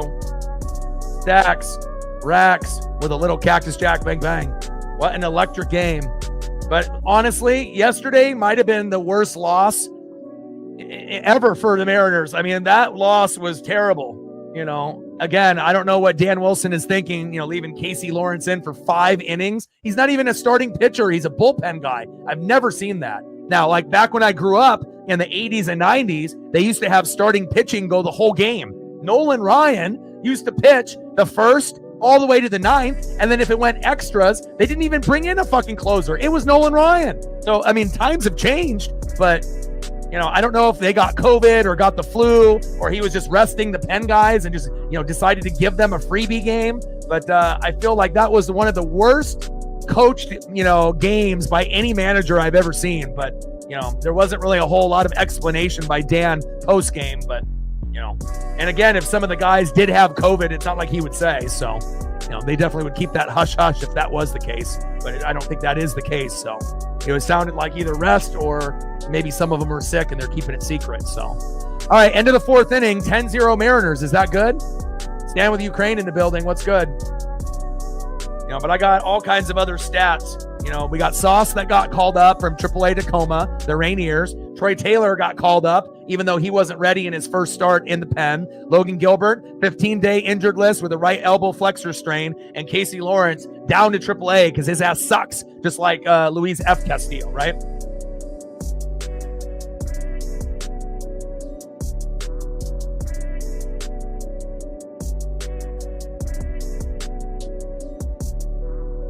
And then giving a couple stats that I did earlier, back-to-back homers to begin a game. Only been done 3 times in Mariner history. Tonight, Julio and Polo, Ichiro and Chris Snelling in 06. I imagine most Mariner fans, unless you're a diehard, don't even know who Chris Snelling is. Crazy. And then Ichiro Suzuki and Desi Relaford. I haven't heard Chris Snelling's name or Desi Relaford in literally 10 to 15 years. That's crazy. And then JP Crawford is batting .394 coming into this game, 13 for 33 after he slumped in his first 10 games. He's got an OPS of almost 1,000, 975. And over his last 9 games, he's got a hit in 8 out of the last 9. And then obviously going into today, he'll get at least one. So let's go, baby.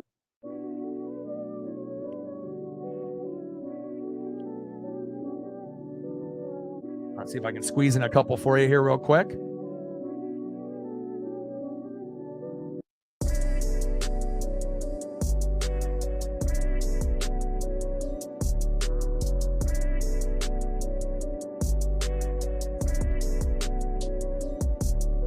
And Castillo on the mound. Mervis in the box. Count now is full. 3 balls and 2 strikes. Pitch is right down the pipe, fouled off. Count still full. 3 balls and 2 strikes. Let's see if I can get you one more here. It says I have too many photos. I can only have 100 in the bucket. And then Mervis strikes out. Down goes Matt Mervis, 1 away. Next up for the Marlins, third baseman Connor Norby. Let's see if I can get you one more photo.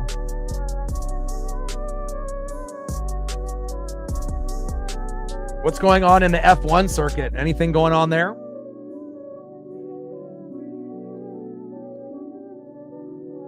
First pitch is outside from Castillo to Norby, 1-0 count. Four-seam fastball like 5 feet off the plate. 1-0 pitch, down at the knees, low and away with the slider. 1 ball and 1 strike from Castillo to Norby. Let's go, baby. La Piedra, wheeling and dealing, bringing that electricity. 1-1 pitch with a sinker. Right down there in the pipe. 1 ball and 2 strikes from Castillo to Norby. Smoke them.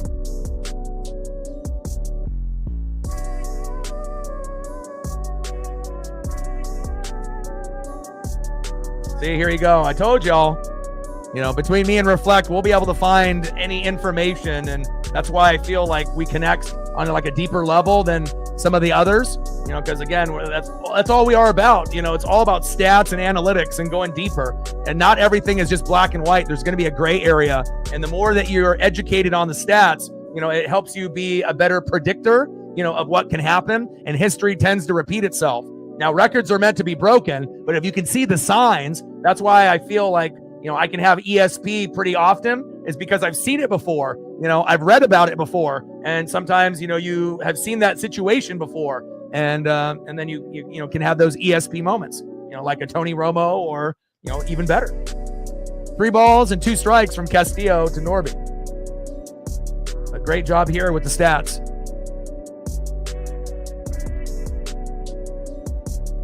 Awesome. Great job, Reflect. And Norby strikes out looking. Another great job by Castillo. There we go. Everything clicking. Mervis, see you later. Norby, see you later. Next up, center fielder, Dane Myers. Let's go. 10-0 Mariners.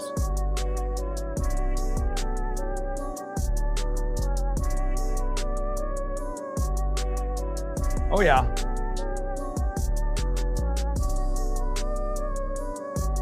Yeah, Kenny Lofton wasn't a jobber, He was a popular player. Of course, almost anyone that's over 40 in this room knows who Kenny Lofton is. Like, you got to throw like deeper names than that for people to get stumped. And even if you go like lower names, we still know. Like, like a lot of people remember like Jose Canseco and like Mark McGuire. But if you want to go deeper, you got to go like Walt Weiss, Carney Langsford, not just like the Dennis Eckersleys and the Dave Stewarts. You got to go deeper, deeper, deeper, We're smart here. All we do is read, watch games, and watch film. Top of the 5th, 2 outs, 10-0 Mariners. 0-2 pitch, fouled off from Castillo to Myers. Wally Joyner, there you go. Chili Davis. Jim Abbott. I mean, I can name drop for days. I can do it in any sport too. I collected so many fucking cards and memorized so many stats. Like, I still remember like all of these athletes and wrestlers, baseball, basketball, football, hockey, wrestlers, back in those 80s and 90s. And, it's like in those comedies, where you used to see them like New Girl and other shows where they would like, for a skit, they would like name drop and they would go like 1 and then 2. And then eventually they get to like 5 names. And then it goes like 10 names and then like 20 names. Then, like that person is a fucking expert. They know, you're not slipping anything through them. All right, let's go here to the bottom of the 5th, 0 for 2. Let's get a hit here for J.P. Crawford, who's been hot, hot, hot as of late. 0 for 2 with a K. Let's make it 1 for 3. Batting second, 1 for 3 with a solo dinger, run RBI and 2 Ks, Julio Rodriguez. And batting third, 2 for 2 with 2 home runs, DHing Jorge Polanco. 3 runs, 2 ribbies, 2 solo jacks. Let's go, Polo. Trident's up.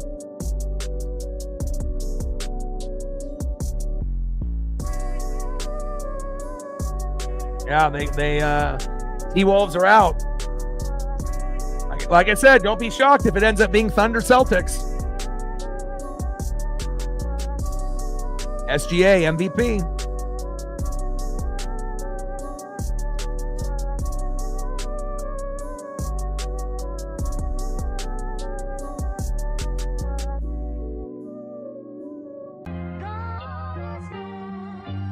97 miles an hour in the 5th inning by Castillo. 10 runs, 8 hits, no errors. Marlins, 0 runs, 1 hit, 1 error. Can you remember the days, like last year and the year before and the year before and the year before, when we used to be that team where we would strike out like 10, 15 times a game and we would only get like 1 fucking hit? Thank God we're not that team anymore.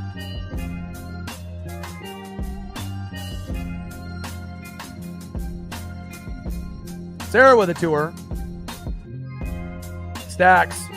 Racks with a little Cactus Jack. Bang, bang. Appreciate you. Let me know what you want to do. You got a draft pick from the Colts that you want me to throw up? You want some JT since we did Tyler Warren, or is there someone else that you want to showcase?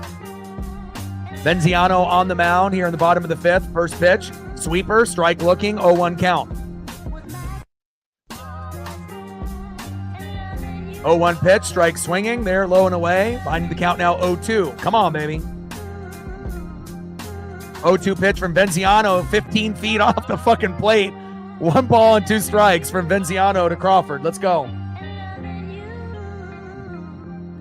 Yeah, but also, too, you have to remember when we started off the season and everyone was giving up and, hopping off the bandwagon, so to speak, for fair weather and bandwagon fans, you started off the season against 2 teams that are making the playoffs this year. The fucking Tigers and the Giants. They're much better than anticipated, right? So again, if you start off the year, playing the Marlins and the A's, yeah, you could be fucking 8-0, but that doesn't mean you're good, and sometimes you unluckily, end up playing tough teams where you think that maybe we can win this series, and then you get punched in the mouth, and then you're like, oh, this is not good. But then as the weeks start to pile up and they start beating up on other teams other than the Mariners, then you start to realize, holy shit, the Tigers are good.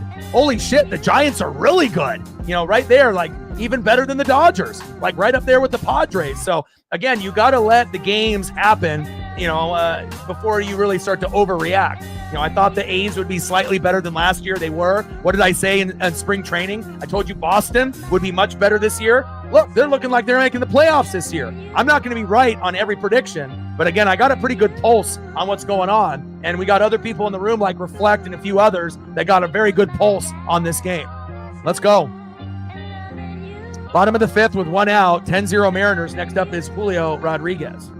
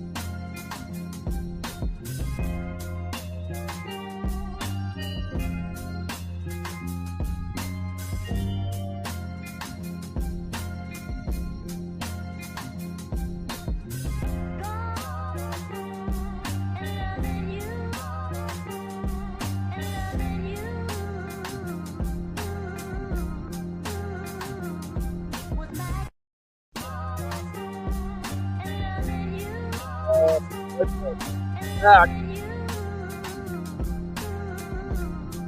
I had like a little outage there. I thought everything would be gone. You got to give me a second to get reset up here. I was not expecting that to happen.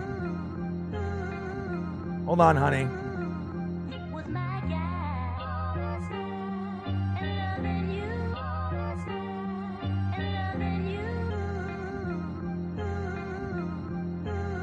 Hold on, honey.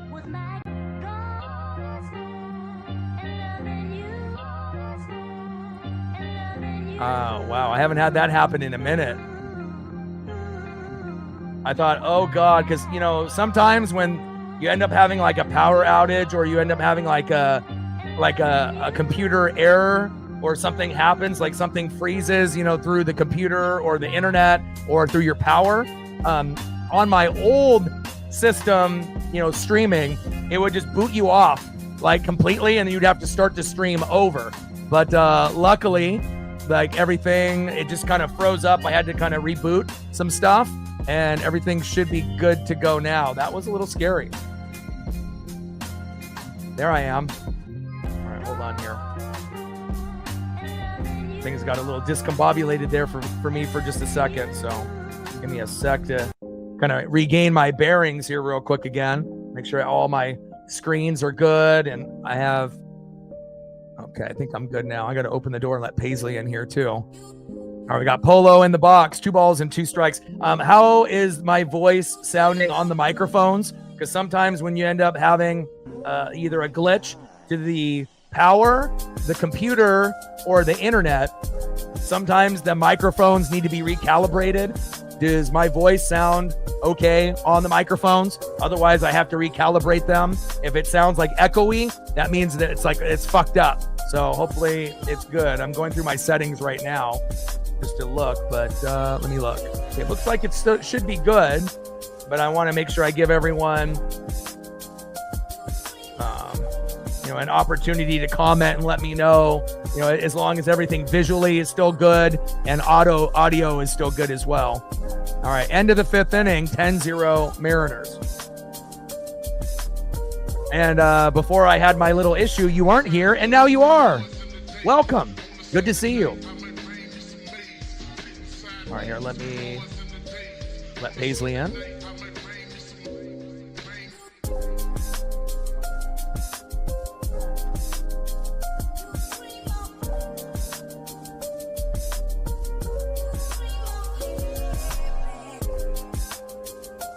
End of the 5th inning, 10-0 Mariners.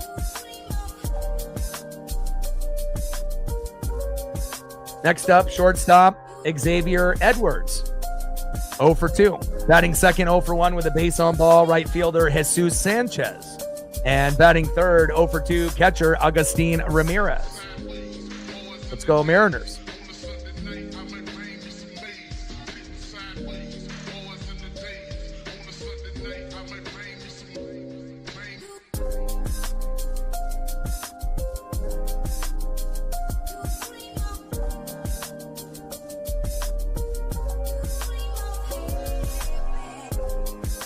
Okay, I got you. I got to flip up through all the comments here.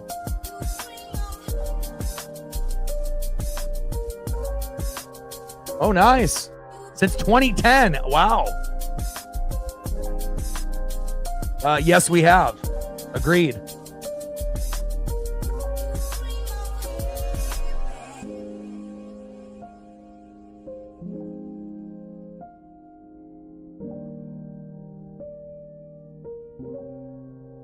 Crazy that the Mariners aren't there. Number 7. Well, I'll take that.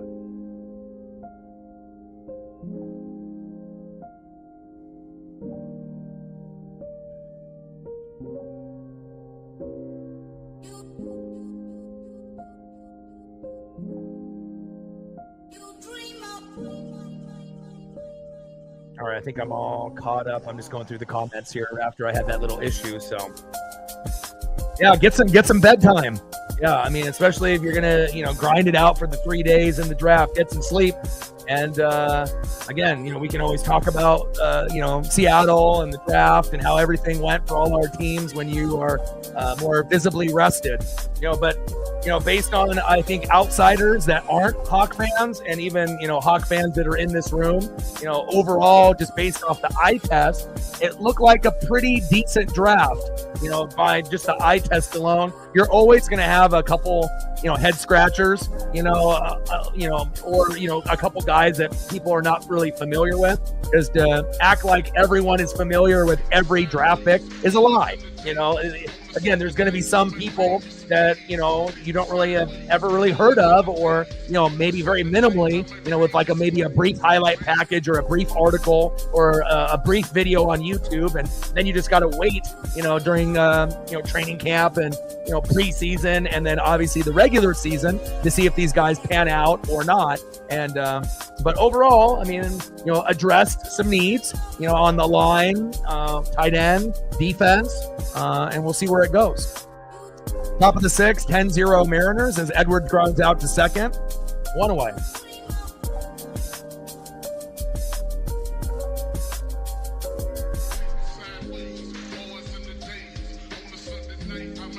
Next up, right fielder Jesus Sanchez, 0 for 1 with the base on ball. And I'm really happy that the system didn't boot me off. That way I wouldn't have to start the stream all over again. That would have been terrible. Let's go M's. We're only up 10-0.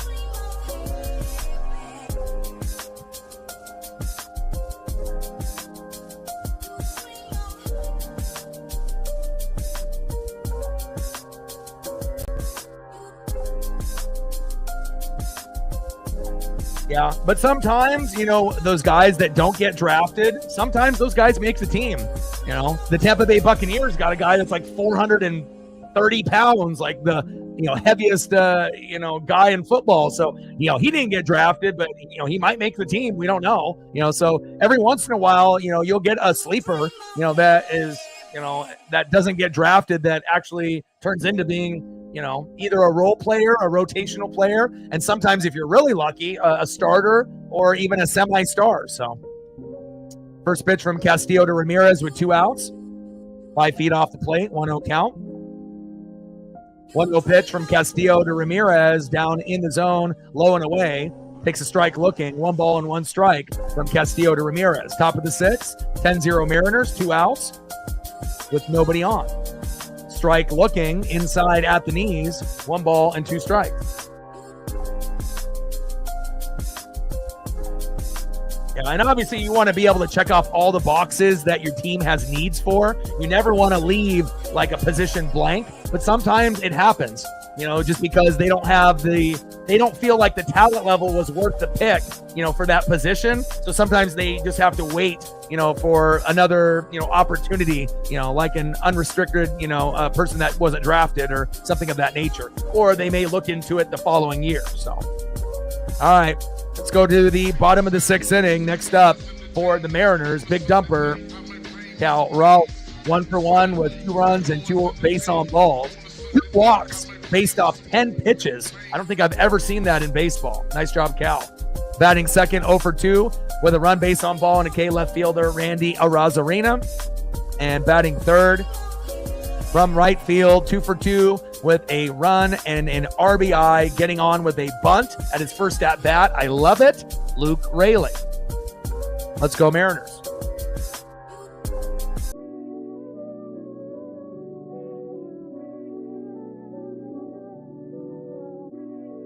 Yeah, thank God.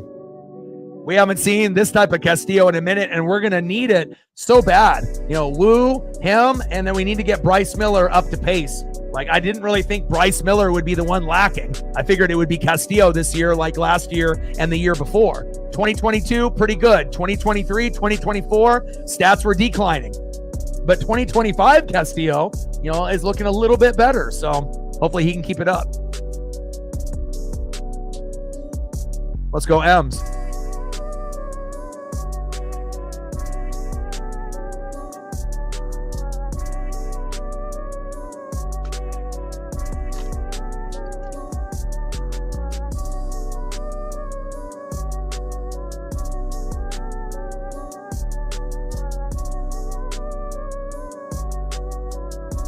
Yes.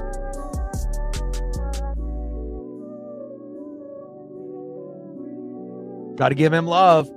2-2 record, 4.44 ERA. Let's go.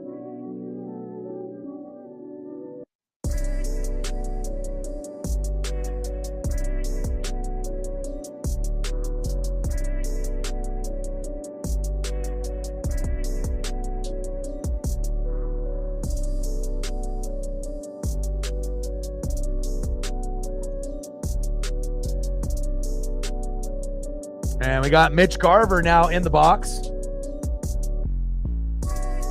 Finding the count now 0-2 with a strike looking and a strike swinging. Gotta get my Mitch photo here all set up.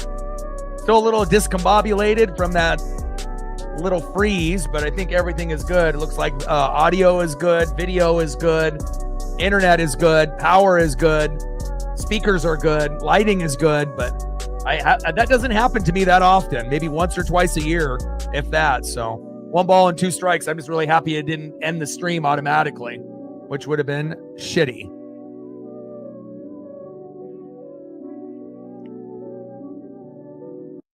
And Garver strikes out swinging. At least I got the photo up before he struck out.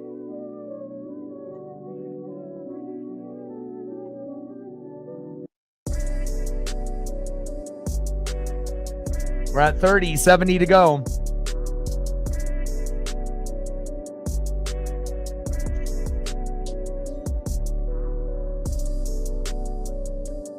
Next up is Randy Arozarena. First pitch, takes a strike looking with a sinker, 0-1 count. Now they have Phillips in the game on the bump for the Marlins. Going from pitcher to pitcher to pitcher. So we love that. We'll take it. Let's go, Randy. 0-1 pitch. Sweeper right down the pipe. Behind now in the count 0-2. Come on, Randy.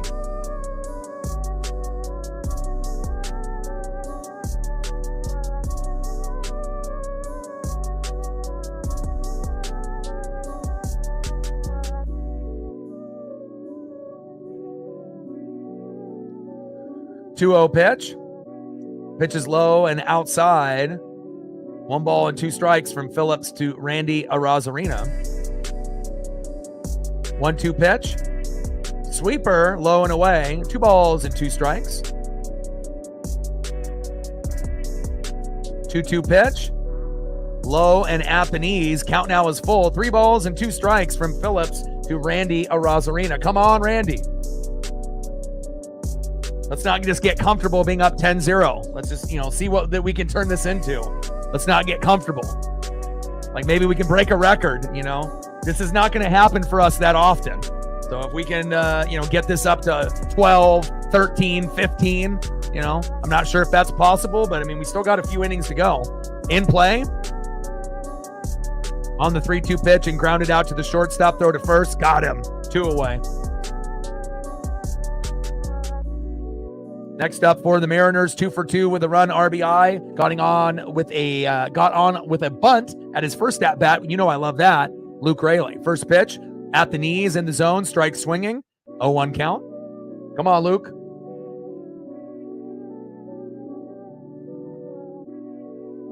In play. And Raley single to center. There we go, Luke. Nice job. Luke wants this to keep going. And we were going to have Rowdy Tellez, but now they're going to bring in Donovan Solano. Now, if this was an opportunity for Donovan Solano to actually get a fucking hit, it probably would be right here. We're up 10-0. There's no fucking pressure. You've been in this incredible slump. You were a pretty good hitter, around 280 hitter for the Padres. You got like 3 hits all year. It's either a strikeout or a weakly hit ball in the infield. Let's see if Donovan can get a hit here. No pressure. Just be you. We'll even take a walk. That's how we have to get you on. Last time that he was up, that's how he got on. But obviously we didn't bring him home. First pitch with the sweeper outside of the zone, 1-0 count. Come on, Donovan. You're the worst player on the team, and I would rather have Tyler Locklear called up. But, we're up 10-0 right now. There's no point in me booing you or, talking shit. Like, let's try to get you going. Pitch is outside. 2 balls and no strikes after a sweeper on the first, sinker on the second. This might lead to another walk here for Solano.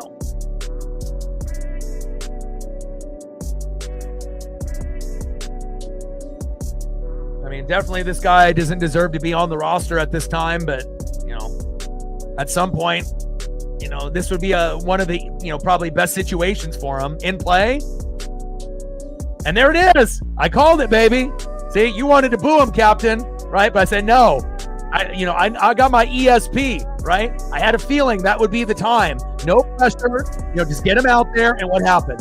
My ESP is strong, but Captain, you already knew that. Next up, third baseman, Big Ben Williamson, with runners at first and second. Let's see if Ben can get an RBI.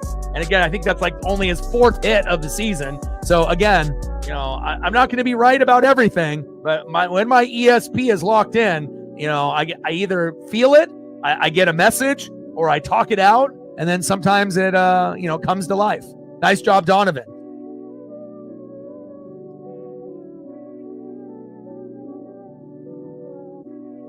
First pitch from Phillips to Williamson inside at the head. 1-0 count, 1 ball and no strikes on that sinker inside. Well, I don't think anybody on the Mariners likes him when you are the worst player on the team batting under 100, but, at some point when you're up 10-0, like if he gets out, nothing, it's not going to hurt us. But at this point, when we have this nice cushion, maybe something good can happen. And right there, Ben Williamson, baby. Single to left. Raley scores. Williamson to second. Solano to third. Let's go. 11-0 Mariners. That's what I'm talking about, baby. Next up, second baseman, Miles Mastrobuoni. Sometimes you just got to talk shit into existence, and you just got to trust your boy.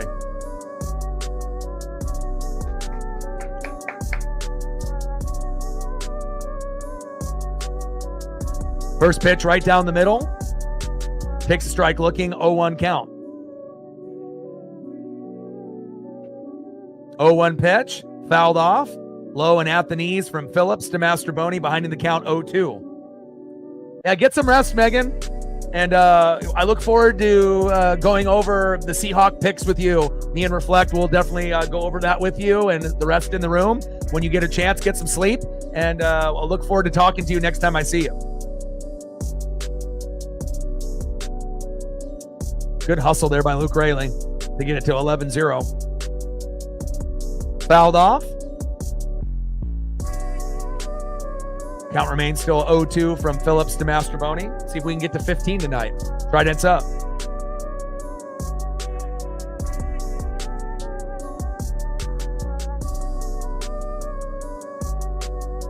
Let's go. Yeah, again, sometimes, injuries end up leading to blessings. And if Polo never got hurt, maybe we don't bring Ben up right away, even though they were platooning guys at third, Demo and Polo. And again, I hate seeing Bliss go down. I hate seeing Robles. That's like one of my guys. Like, I love me some Victor Robles, just like all of y'all, in the room that are Mariner fans. We love Victor, but, sometimes it's next man up mentality, and, down goes Bliss, down went Polo, down went Victor, down goes Logan, down goes Kirby, didn't have Troy Taylor, we had all these guys, but then one really bright spot was Big Ben Williamson. And again, I think that if we had any guy on the team that has a chance to hit 300 for the season for a good chunk of the year, hitting 280 to 300, it's him. And I definitely think that as the games go on and he shows this consistency, he's going to rise up the board, and he might even be more popular as a fan favorite than even like Julio. If Julio keeps being streaky, people are going to love Cal. People are going to love Julio. People love what Polo and Demo are doing. But I kind of have this feeling that Big Ben Williamson is going to climb the charts, and at some point he might end up being like, a lot of Mariner fans, number 1, number 2, or number 3 guy. I mean, right now he's already in my top 3. I love him. And really, for me, the deciding factor, is consistency. I'm a defensive-oriented fan, so that's always first for me. But then, obviously, if you got a good IQ, you're coachable, and you're consistent, you're climbing up my boards. And again, right now, he's my favorite player on the team. I can't lie about that. I love him. Not only because he's got a rocket arm from third to first, but look at the hitting that he's doing. He's amazing. Top of the 7th with 0 outs. Next up for the Marlins, Kyle Stowers, 0 for 1 with a base on ball. And we're only up 11-0, baby.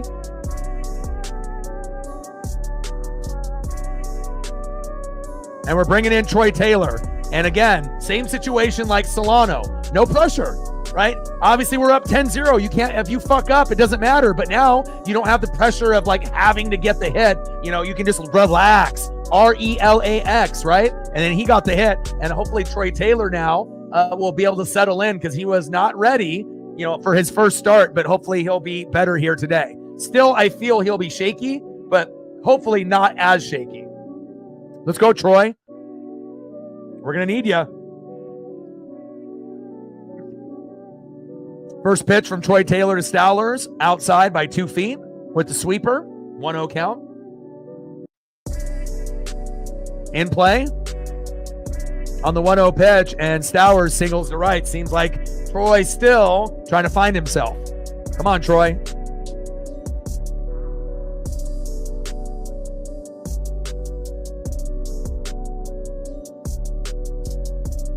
Nice single there by Stowers. We're not haters.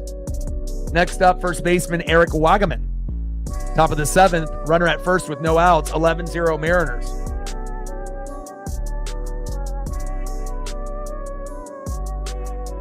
Yeah, BW works the count too. You know, and really the only guy that doesn't work the count is Julio. I mean, we're seeing Cal Raleigh getting 2 walks with 10 pitches in a game. I haven't seen that. That's rare, you know. And again, you know, JP works the count. Leo Rivas works the count. Polo works the count. You know, even though that he is sometimes overly aggressive like Julio. Same thing with Cal. You know, Randy will work the count. I'm really loving this team. You know, like I said, you know, for a lot of us, we've been fans of this team for, you know, more than 10 years, some of us more than 20. And for some of us in the room, we've been fans for over 30, you know, 40 years. And it's, you know, it's a great feeling when, you know, this can happen. 2 balls and 1 strike from Troy Taylor to Wagaman. And is it selfish for me to want us to shut this team out today? I don't know if it'll happen, but I mean, getting a 15-0 win is not something that you're going to see often, but, you know, a little piece of me wants it to happen based on what happened to us yesterday and because of the low Gilbert injury. And Wagaman fouls out to first base there. There we go, 1 away. We're not going to have this opportunity often, and I want to take full advantage if we can. Next up, 0 for 2, second baseman Otto Lopez. Top of the 7th with a runner at first with 1 out, and we're up 11-0.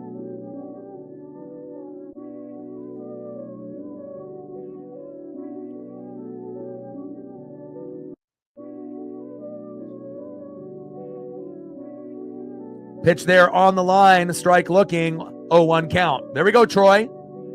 And then right here, you got to do the Julio kind of scenario there, right down that heater, 4-seam fastball, 96 miles an hour, down the pipe, get them into an 0-2 count. And when Troy can get you into an 0-2 count, it's going to be a goodbye, you know, most of the time. But again, he has been a little shaky. Obviously, wasn't good in that first start coming out from the pen. And again, when you throw heat, you have to be able to find your location. And once you don't, you know, you start throwing wide left, wide right, you start hitting guys, and hopefully he'll settle in here. 1 ball, 2 strikes as that pitch is high and outside. 1-2 count. Come on, Troy.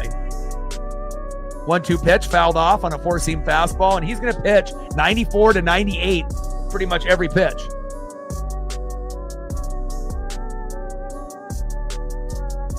Hell yeah. What about you, Anna? How long have you been a fan of the Mariners? And we also have Ana from Mexico, who's been a fan for quite some time as well.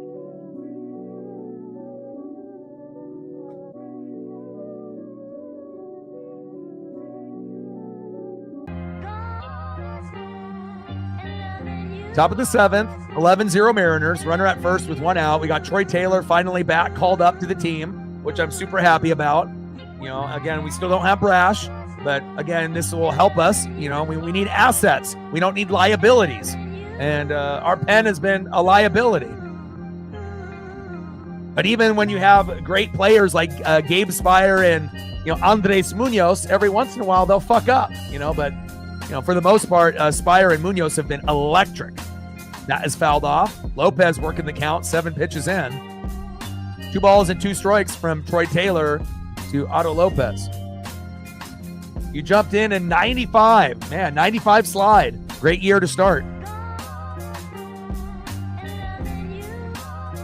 Yeah, for me, mid-80s. So I was born in 82, so even though I look young, so for me it was like around 85, 86. So, and we get out of the inning. There we go.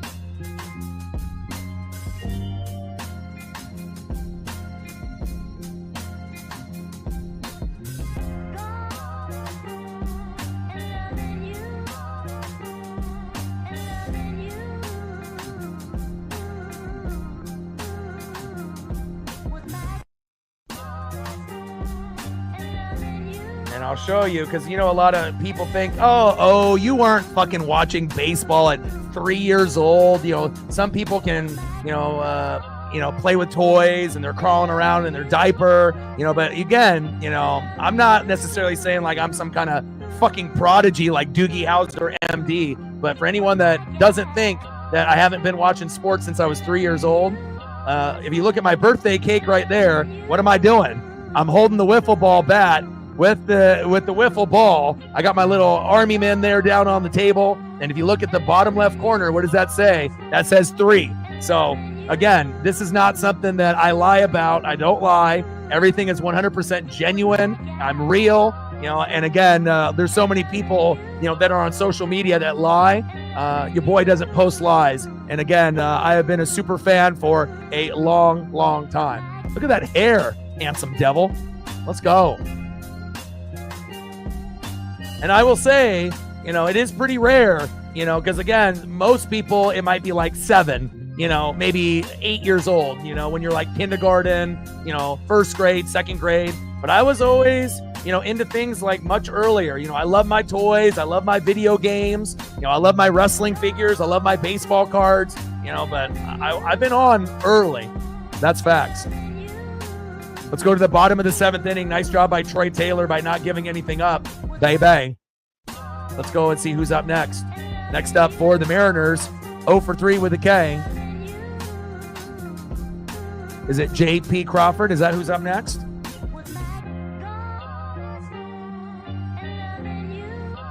Or was J.P. up in the previous? It's J.P., isn't it? Yeah, it is.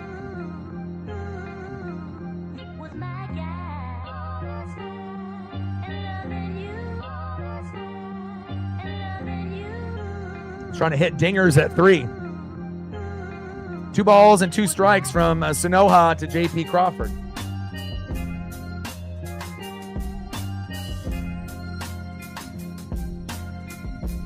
But I always kind of felt I was a little bit different from a lot of the other kids growing up too. I just loved stats and reading. In play, J.P. And there's the single. And again, J.P. getting at least 1 hit in 9 out of like the last 10 games. Let's go, baby. And now they actually have a regular player pitching. Javier Sanoja is pitching, and he's not a pitcher. So, things are going bad when you got a player that normally is a regular player pitching. Like when they used to have like Ichiro pitch or one of those kind of guys. In play for Julio. And fouled out to first. How do you get out from this guy? Holy cow. But Javier Sanoja is usually the starting second baseman. And he's on the mound right now. So maybe we, hopefully guys don't get out like Julio just did. But 11-0 Mariners with JP at first. Next up is Jorge Polanco.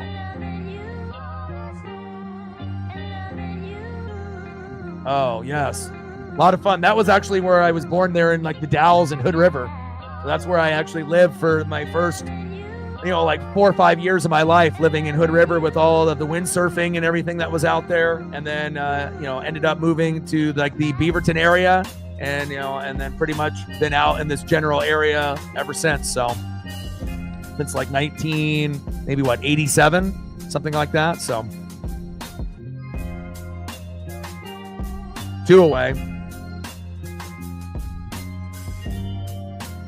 Next up, 0 for 1 with a K, Mitch Garver. First pitch with the curve inside from Sanoa, the second baseman to Garv. 1-0 count. In play. Garver! Bye-bye!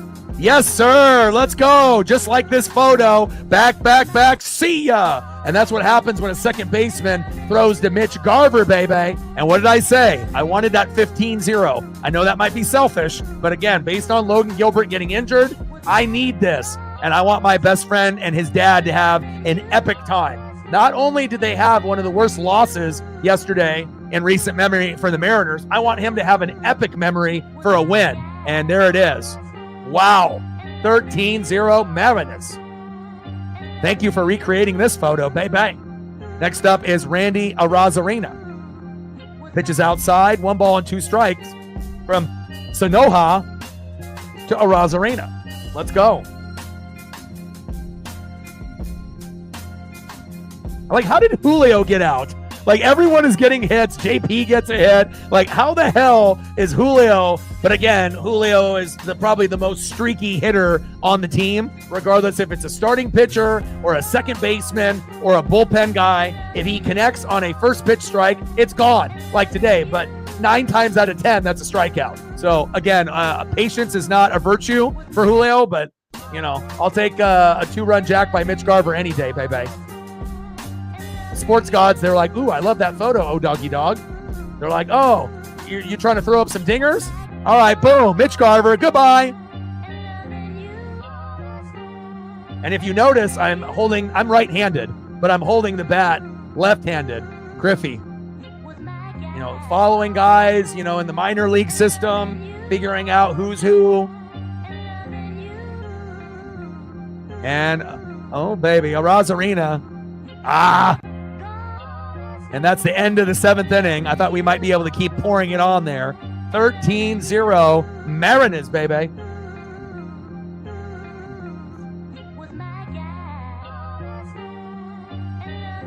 I want to have a great memory, And I know my buddy, obviously, when these decided to make an appearance at the team store as well as at the stadium, I was like, man, you gotta rock it today. I was like, you can give it to me as a gift, but rock it today. Don't leave it at the hotel or underneath the seat. And it's paying dividends here tonight. Trident's up.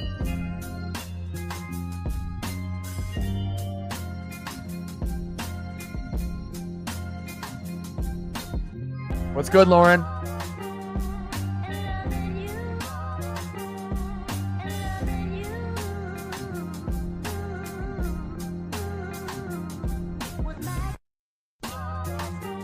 And this will definitely be a victory that I'll never forget.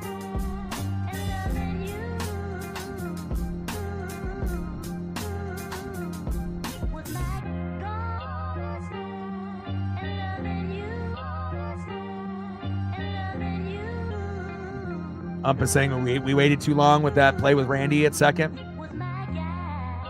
Well, I mean, we're up 13-0. Do we really need to bitch? 13 runs, 14 hits, no errors. Really? Marlins, 0 runs, 2 hits, and an error.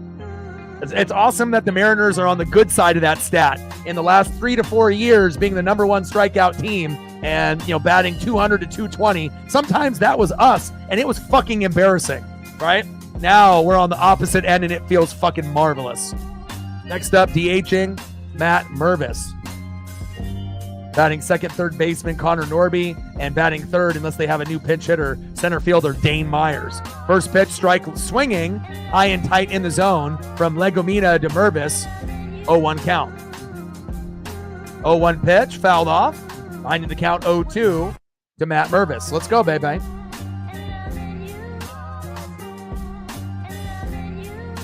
Reflect with a 3-er. Appreciate you.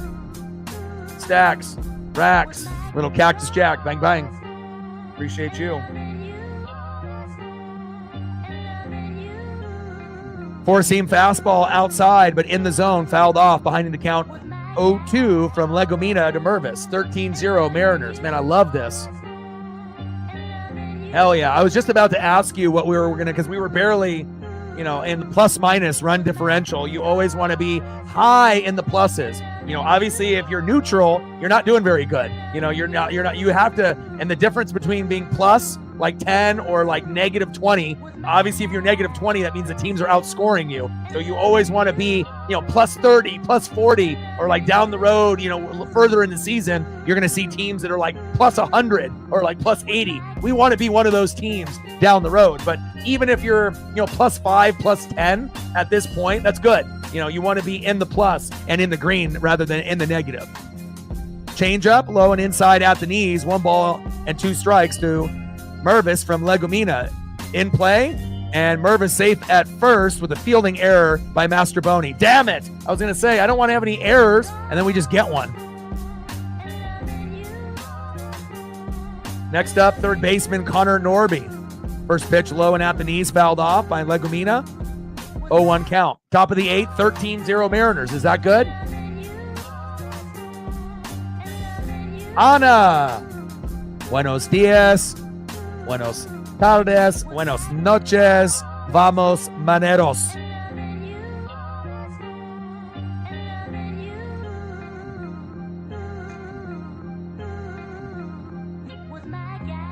¿Qué pasó?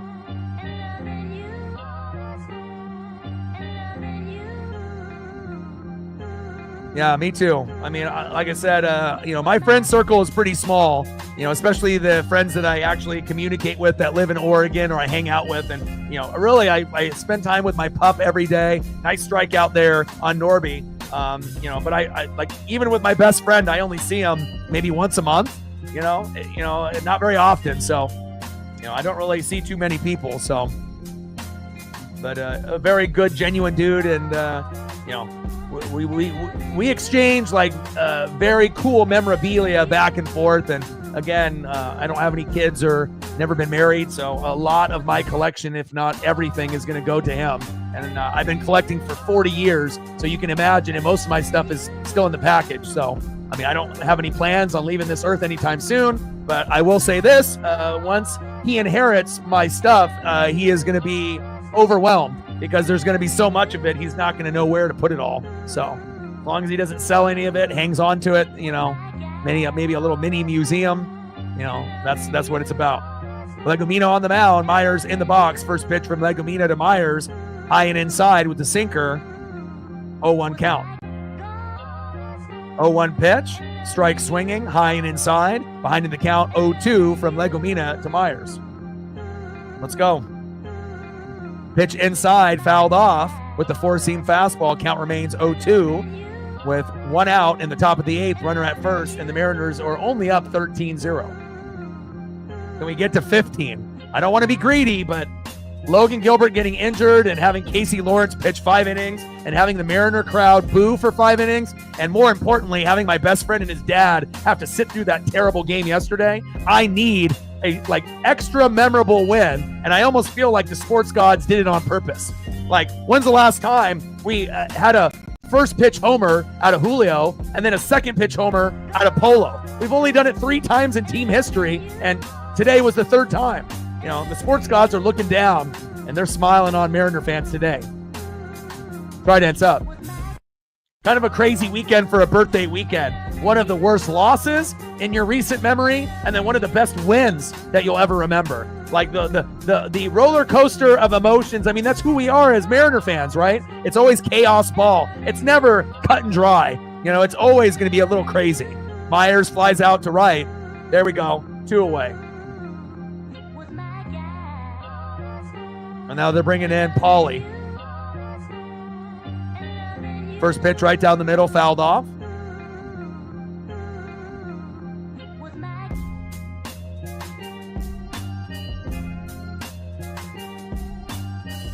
Graham Pauly.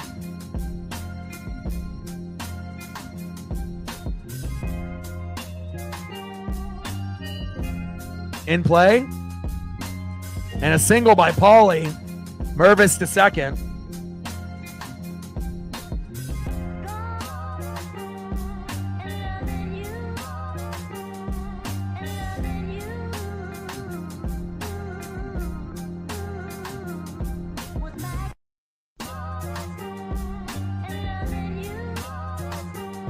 Damn you, Paulie. Now we got Simon in.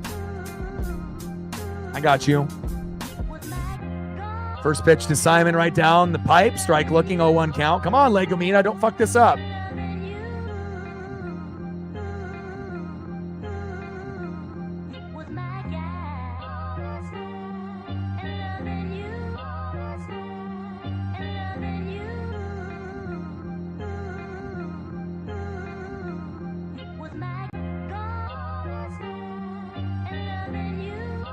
And there we go. We get out of the inning. Good shit. I'm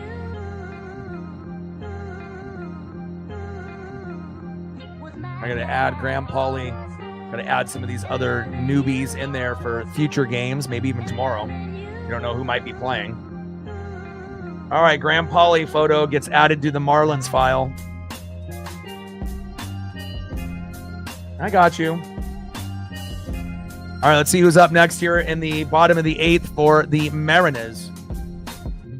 Next up for the Mariners, 3 for 3 with 2 runs and RBI. Even got on base with his first at-bat with a bunt, Luke Raley. Batting second will be Donovan Solano.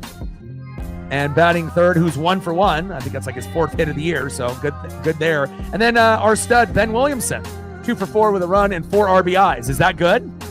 Especially for a new player coming in. He's going to have the highest batting average on the team. I almost can bet on it, especially if he stays at third base the rest of the year. He's Mr. Consistency, baby. My favorite on the team right now. Love it. There's a lot of guys to really like on this team, but it's all about consistency for me and defense.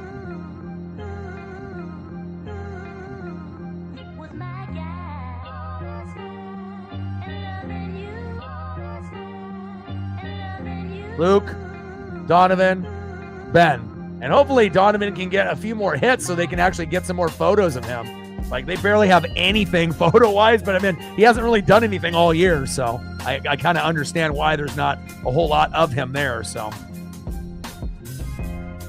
But at least Donovan Solano finally got his batting average over 100.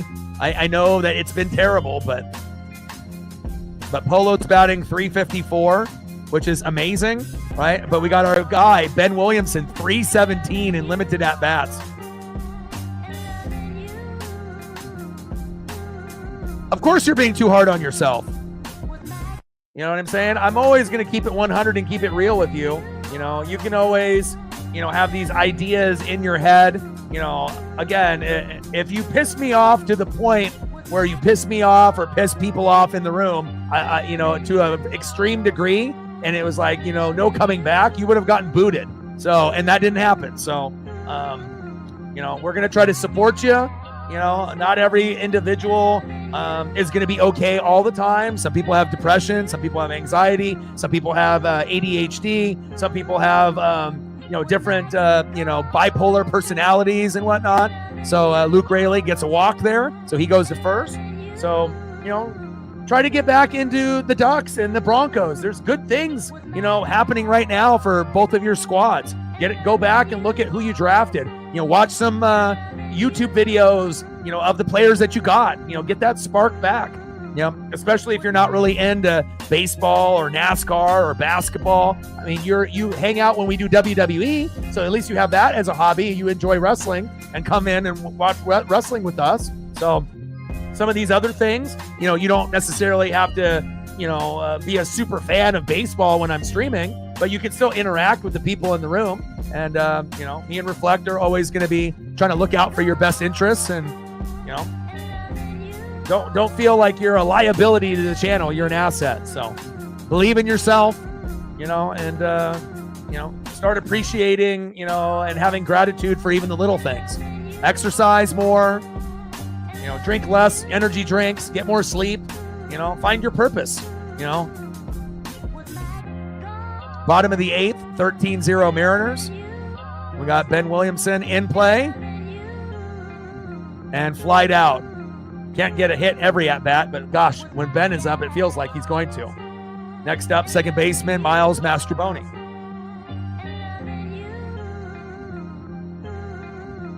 Yeah, but I'm just saying people in general.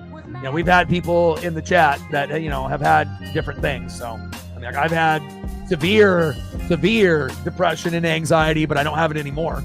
You know, Paisley, you guys, and changing my diet and my workout regimen really changed that. And, you know, as well as, you know, hanging out with you guys on the daily basis. It's, you know, good therapy, you know, without going to a therapist. So Sanoha on the mound, the second baseman to Mastroboni. 2 balls and 1 strike. We're up 13-0 with a runner at second with 2 outs. So start having that joy for the Ducks and the Broncos, man. Because who knows what happens if the Ducks win the Natty next year and the Broncos make the AFC Championship game, either this year or next year. I mean, there's really some, you know, fun things to look forward to.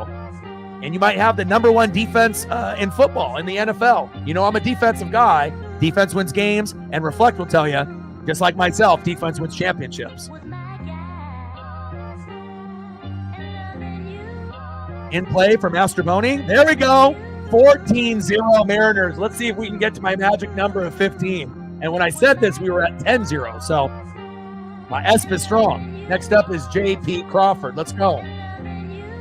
First pitch is 4 feet off the plate. 1-0 count from Sanoha to Crawford. Can't believe they got a second baseman pitching, but that's how it's going. Nice. Nice to see them start to get back on track. Strike looking. I don't know how that's a strike looking to JP. It's like 2 feet off the plate. 1 ball and 1 strike from Sanoha to Crawford. Is that a pitting strike? What the hell is that? Yeah, and getting, you know, guys like Dre Greenlaw and Talanoa Hufanga, and then, you know, continuing to you know, mop up the floor and, you know, getting the defense right. Now you got another guy on the opposite side of Surtain, and then eventually you'll get the right running backs, wide receivers, tight ends, and offensive line. And once that offense catches up to the D, then you're probably going to be in the AFC Championship game. You know, if there was a team to make it past the Chiefs, it's probably going to be Denver. You know, the Chargers and Raiders got a ways to go. You know, and that is a walk to JP. There we go. And I wouldn't say that if I didn't mean it. You know, I'm never going to overhype a team or, you know, just to try to make someone feel good. I'm just going to call it is what it is. So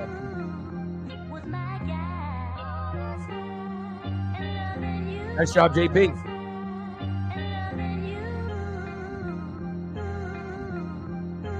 JP with a walk. Next up, Julio Rodriguez had a home run at his first at bat. Now, if you really want to go crazy here, and he hits another home run and ends up having 2, and it's 17-0, you know, that might be asking too much from the sports gods, but if we can get an RBI out of Julio and get it to 15-0, that would be sweet. 1 ball and 1 strike from the second baseman, Sanoha to Julio. Come along, J-Rod. We got 2 tutties today. 2 tutties! We got it.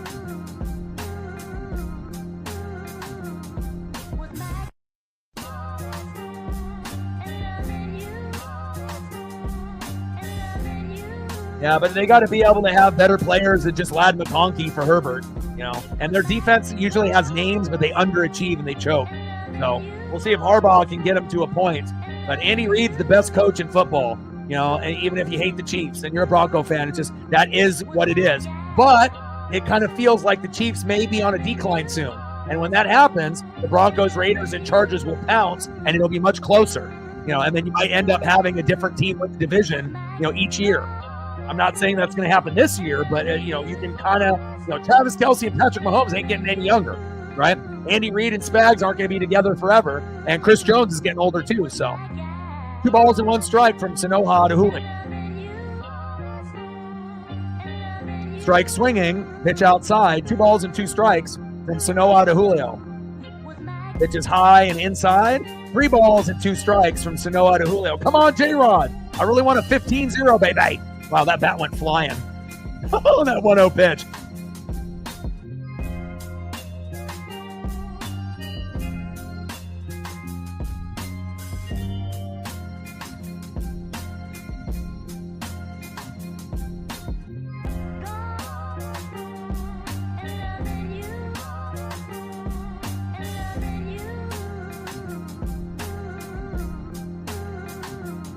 My buddy Justin at the game, he's like, Mitch finally got a homer against a dude throwing 60, and I just told him he's a second baseman. I don't think he knew. Let's go. Julio. He couldn't get us the RBI that he wanted. He flied out, but we're still up 14-0, and we got one more inning, right, to get that one last run to get to 15. Don't know if we'll do it, but there's a chance.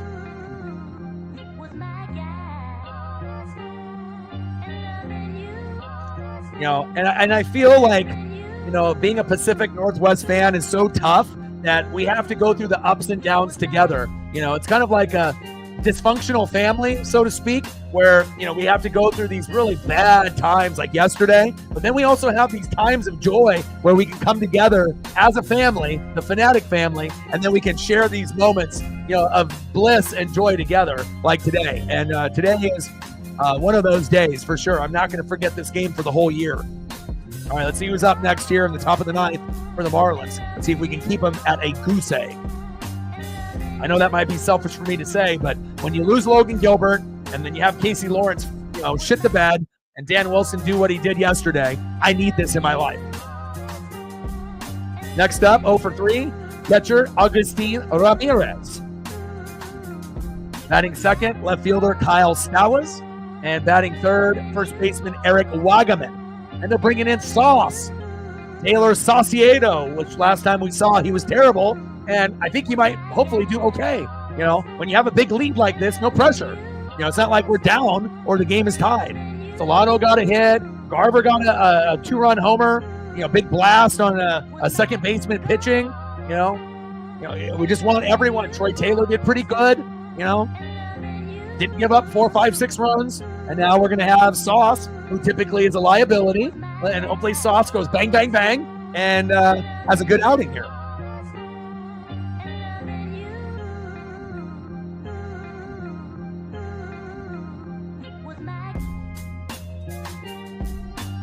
Yeah, we're not going to have another chance to hit. I was just, you know, hoping and wishing. But yes, the game, if you're up like this, you know, pretty much, and you have the lead, you know, even if it's 1-0, right, and you're at home, you don't get a last chance to at bat. The game is over. This is me in my fantasy world wanting the Mariners to be able to get one more chance in the bottom of the ninth.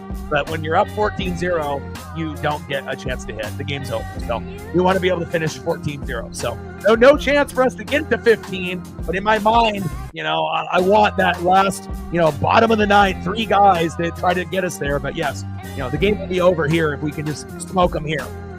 And we start off strong with Sauce on Ramirez, 0-2 count. Strike swinging and a strike swinging right on the line. Let's go. And there he goes. Sauce gets him. One away. Woo! Too much sauce. There we go.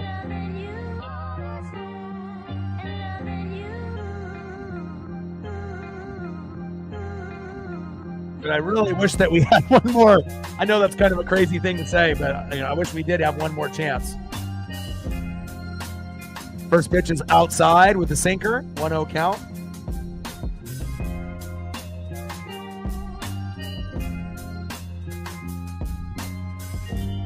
Let's go, Sauce. I didn't know if I would ever put a photo of you up on the channel ever again.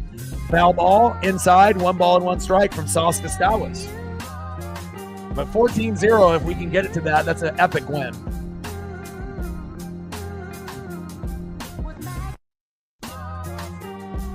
Top of the ninth, 1 out, Sauce on the mound, Stowers in the box. And this is a pleasant thing to see that Sauce is doing decent. In play, and Stowers gets a single. I spoke too soon, but hopefully we can get like a double play here and just end the game. Next up, Eric Wagaman. Come on, Mariners. Come on, Sauce. Finish strong, baby. Because again, now with injuries to Logan Gilbert and George Kirby, and we still don't have Brash, you know, we need everyone to play well. Even guys that suck like Donovan Solano. You know, even guys that might be a liability like Sauce. Like, we need to start rooting, like, for guys, even if they're not our personal favorites, you know, unless they get sent down to AAA, we bring guys up. You know, we have to go out of our way to be extra positive. We have no room, you know, for any more injuries if we want to try to be first place in the AL West over the Rangers. Positive, positive, positive. Now, when everyone gets healthy, then we can criticize a little bit more if things need to be criticized. But at this point, we can't even criticize. We just have to be happy with what's going on. In play, and flied out. Ooh, that was close. 2 away. I almost had a heart attack there. Oh, God. I was like, don't go yard there, Wagaman. All right, last batter, hopefully. Second baseman, 0 for 3. Let's make it 0 for 4. Otto Lopez. Come on, Sauce.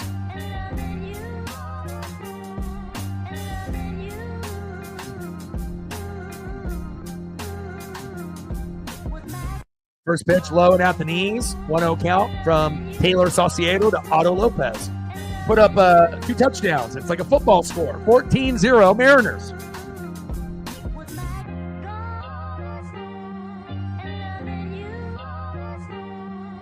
Pitch right down the middle for a strike.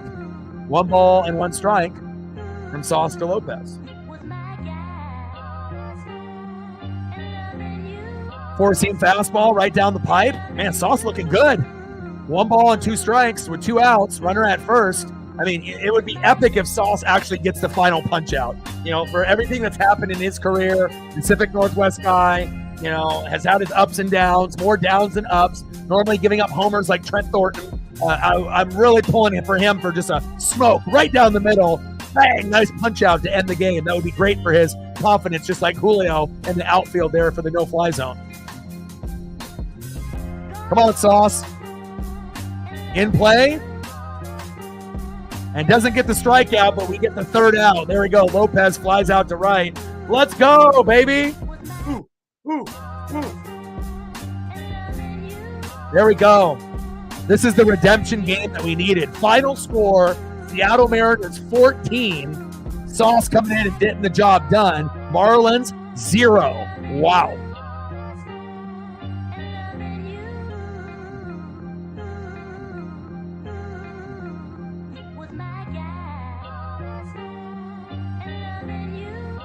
And when the Mariners win, what do? We fucking dance. Mariners win! Mariners win! Mariners win! Wow. This has got to be one of the biggest victories we've ever had in our team history. 14-0? And again, 14-1 would have been cool. 14-2, 14-3. But just the simple fact, we gave him a goose egg, you know, after getting our ass kicked yesterday and having Logan Gilbert hurt and having my best friend's birthday getting ruined with his dad. You know, and now this makes up for it. So, you know, again, it's like, you know, it's just a typical Mariner thing. Tridents up all day, every day. Man, I'm happy. And he'll be able to go back with his dad to the hotel. They can chill, have a good night's sleep, and then they'll come back from Seattle to Oregon tomorrow. And hopefully I'll get that Trident, you know, here sooner than later so I can rock it here on the stream. I love you guys, and I appreciate you guys very, very much. We want to give a special shout out to Reflect, Sarah, Captain, Eli, Cole, Sarah, and Reflect for donating on the channel. Anna and the other Anna, Vamos Maneros. Matt, keep your head up. You know, like I said, you're a part of this family here, so never doubt yourself, okay? Just keep coming in, having fun, enjoying, you know, every day, having some gratitude, and we're going to be back to watching Duck and Bronco football sooner than you know it. Final score, Seattle Mariners 14, Marlins 0, and I will be live tomorrow for Logan Evans making his MLB debut, taking over Bryce Miller's spot, fresh from AAA, because of the Logan injury, Logan Gilbert to now Logan Evans. So we go from one Logan to another, and I'll be live at 1 o'clock tomorrow. Talladega starts at noon, and I'll cover that event at the same damn time. Hope you guys enjoyed the stream. You guys are the best. I already have the thumbnail for tomorrow. Let's go, Julio. Let's get it done. And again, I love you guys, and I appreciate you guys very, very much. And I got one question for you. Well, you know, talk sports like us. Your boy Ryan, Northwest Sports Fanatics. 14-0, Mariners final over the Marlins. Tridents up, and I'm out. Gang.